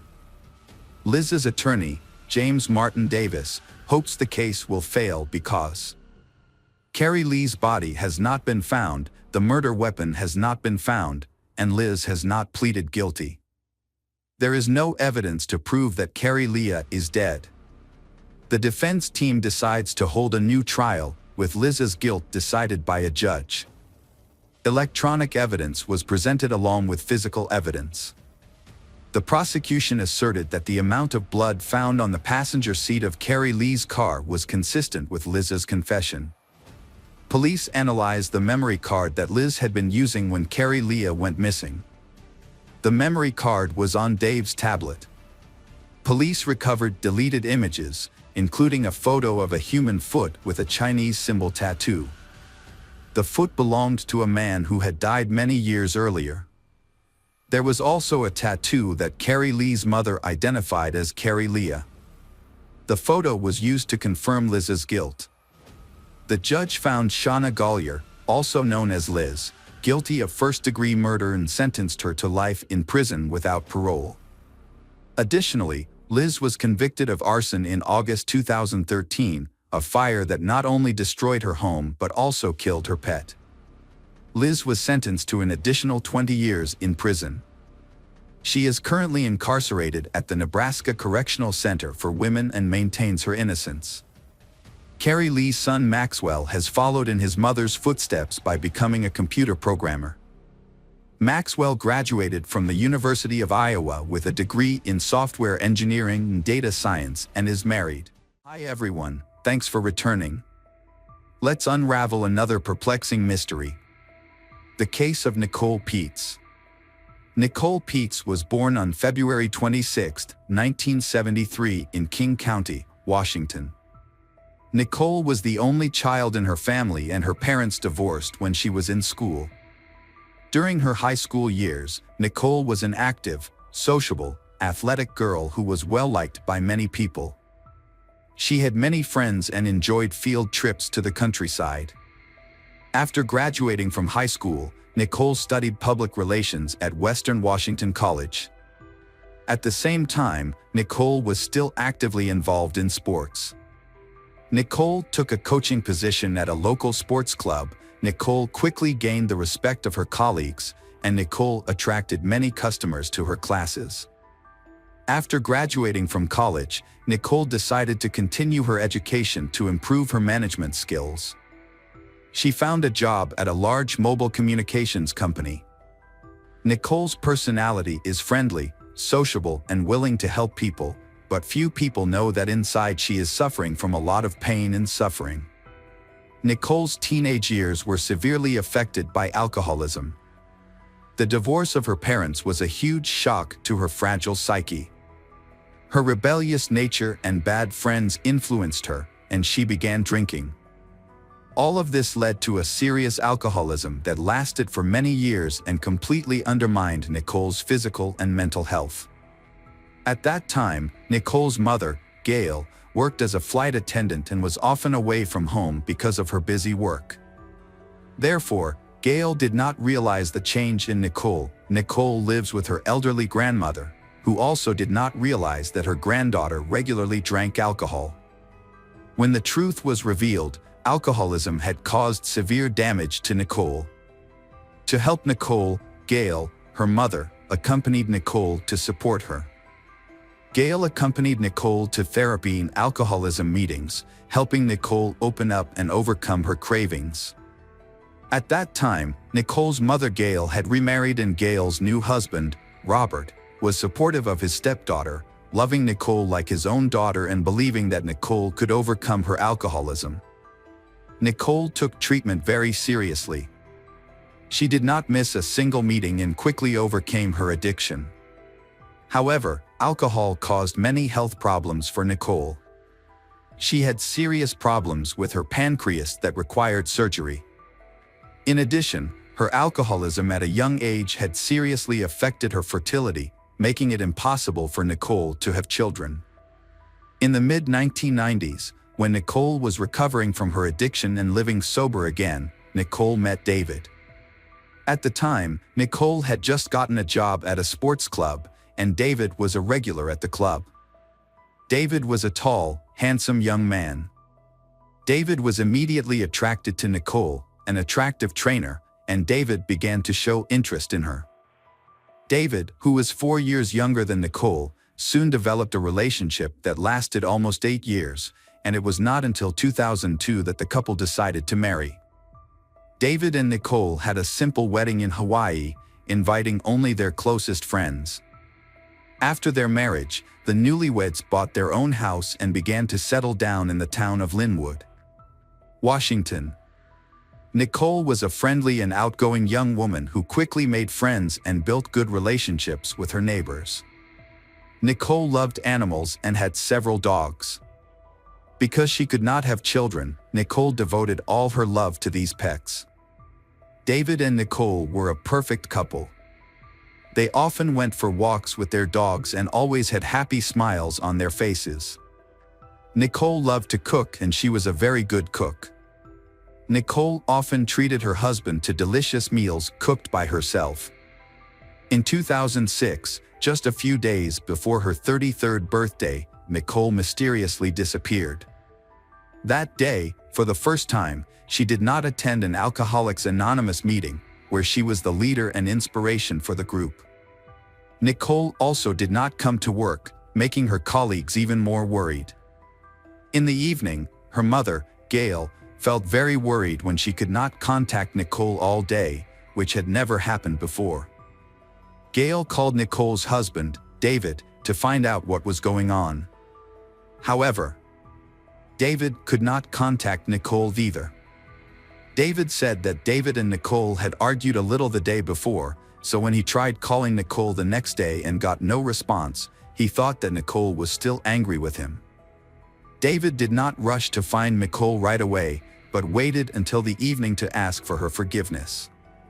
However, Nicole still did not come home that night. Nicole's family tried to contact her by phone but received no response. They decided to go to the police to report the incident. However, the police did not immediately accept their report because Nicole was an adult and had only been missing for less than a day. It was not until the evening of the second day after Nicole went missing that the police began searching. When Nicole did not appear and her phone was unreachable, the police decided to start searching from where she was last seen, which was her and David's house. However, after investigating, the police did not find any clues or unusual signs that Nicole had been kidnapped or that something had happened to her in that house. And Nicole's car was also missing with her, suggesting that she may have left on her own and did not want to return. Her mother Gail and stepfather Robert did not wait for the police to wait the required time and began the search themselves. They appealed to all concerned through social media to help in the search and share any relevant information about Nicole's location. Nicole's father and mother also took the first flight to Linwood, where they began searching for Nicole themselves, handing out flyers with her photo and asking people who knew her. The police searched for Nicole and her car. They tried to determine the route the car had taken on the day Nicole went missing. But there were no clues. The next morning a man was jogging when he took a shortcut through an area that was very sparsely populated. As he passed through that area, he noticed something strange in the bushes. As he got closer, he realized it was the severely mutilated body of a naked woman. He immediately called the police and reported the incident. The police quickly arrived at the scene. At the scene was the body of a young woman without any clothes on. Based on the number of bruises and scratches, the victim had been brutally beaten. The cause of death was asphyxiation due to strangulation with bare hands. The police suspected that the body was Nicole Peets, who had been missing for several days. When Nicole's mother, Gail, went to the morgue to identify the body, Gail fainted when she saw the body, and her husband, Robert, was also very sad. As for Nicole's husband, David, he did not show any signs of grief. This made everyone around David feel a little suspicious of his reaction. The police continued to search for Nicole's car, hoping to find traces of the killer in the car. Information about the missing car was widely publicized in the media, along with a call for people to contact the police if they saw the car. Some time later, a gray Volkswagen Polo was found in a parking lot on the outskirts of town. The security guard there discovered the car when he realized that it had been left there for a long time. At the time, he did not know that the car was involved in this serious murder. The police took the car for inspection and examined it to look for evidence and clues to help track down the criminal. However, after the inspection, they found no traces, except for the fingerprints and DNA traces of Nicole and her husband David. Without finding any concrete evidence, the police returned the car to David. The truth is that Nicole was brutally murdered, but the motive for the crime remains unclear. In addition, the carjacking theory is unlikely, as the car was abandoned shortly after on the other side of town. Nicole Peets' case remains unsolved after nearly a year of investigation. There have been no new leads in the search for the perpetrator. No one saw the suspect leave his car in the parking lot because it was not crowded and there were no surveillance cameras in the area. What is suspicious is that Nicole's case has been kept secret. Information about the investigation and new evidence has not been disclosed to the family. Nicole's relatives have not been fully updated, only receiving small details. Nicole's bank card was used at a gas station after she went missing. Although the police have collected images from the cameras, they have not yet disclosed the results of the investigation. When Nicole's case did not progress and the perpetrator was still at large, Nicole's parents decided to conduct an investigation themselves. They hired a private investigator to gather information, verify some suspicions, and offer a reward for anyone who could provide useful information. The reward was initially $10,000 and later increased to $35,000, but no new leads were found. David initially showed great interest in investigating Nicole's disappearance for the first 6 months. However, after that time, he began to distance himself and had little contact with his in-laws, and David eventually remarried and had children of his own. The news of David's remarriage and children of his own came as a huge shock to Nicole's mother, Gail, because Nicole was unable to have children and was often blamed by David.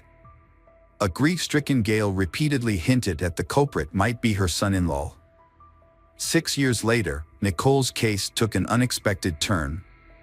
David was arrested as the prime suspect in the case. David did not expect that he himself would be the focus of this investigation. Previously, David had changed his residence and lost contact with Nicole's family, so he thought that the case was over and no one was looking for him. However, David was very surprised when the police raided and arrested him. At that time, David even declared his innocence and was willing to take a lie detector test, but he failed the test. As for the police, they suspected David from the beginning, but lacked concrete evidence. In order to arrest David, the police gathered a lot of evidence to ensure that he was responsible for the crime. In fact, David himself probably thought that he had committed the crime perfectly and would never be discovered. A video from the gas station provided an important clue. Footage of the moment a man paid with Nicole's card showed that the man looked similar to David. Although the man was wearing a hat and sunglasses, making identification more difficult, the footage was a key clue in the case. Police also discovered that Nicole was not wearing her wedding ring.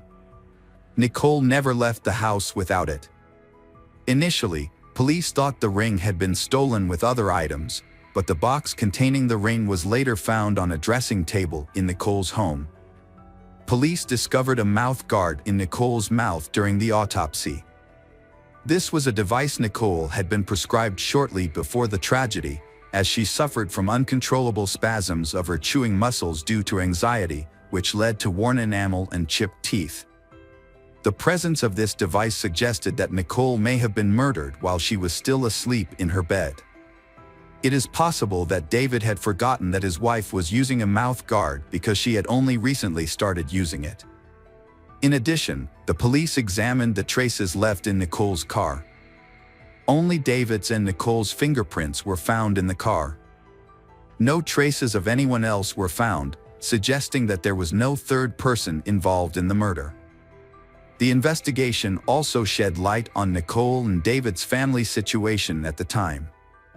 David did not hold any permanent jobs and preferred to spend his time in bars and clubs, where David spent all of Nicole's earnings on alcohol and other women.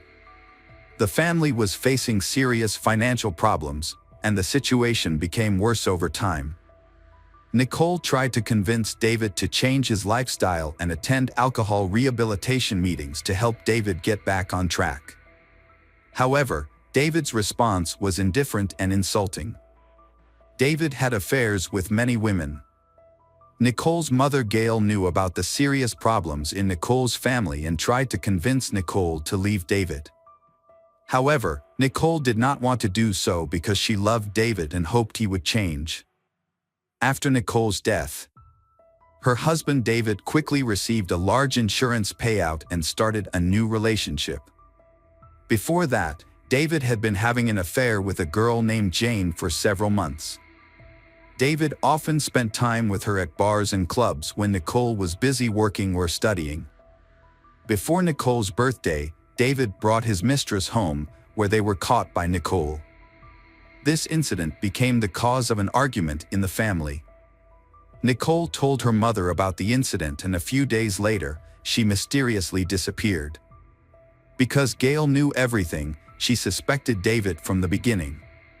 However, the police said that the evidence collected was too little to arrest the suspect. The case was kept secret and the family was never heard from again. When David received a large insurance payout after Nicole's death, he spent the money with his mistress, Jane. David appeared in court in September 2013 for his crimes. David received the maximum sentence possible under the laws of the state where the case was tried. David served 18 years in prison. However, in 2025, he could be eligible for parole after serving 2/3 of his sentence.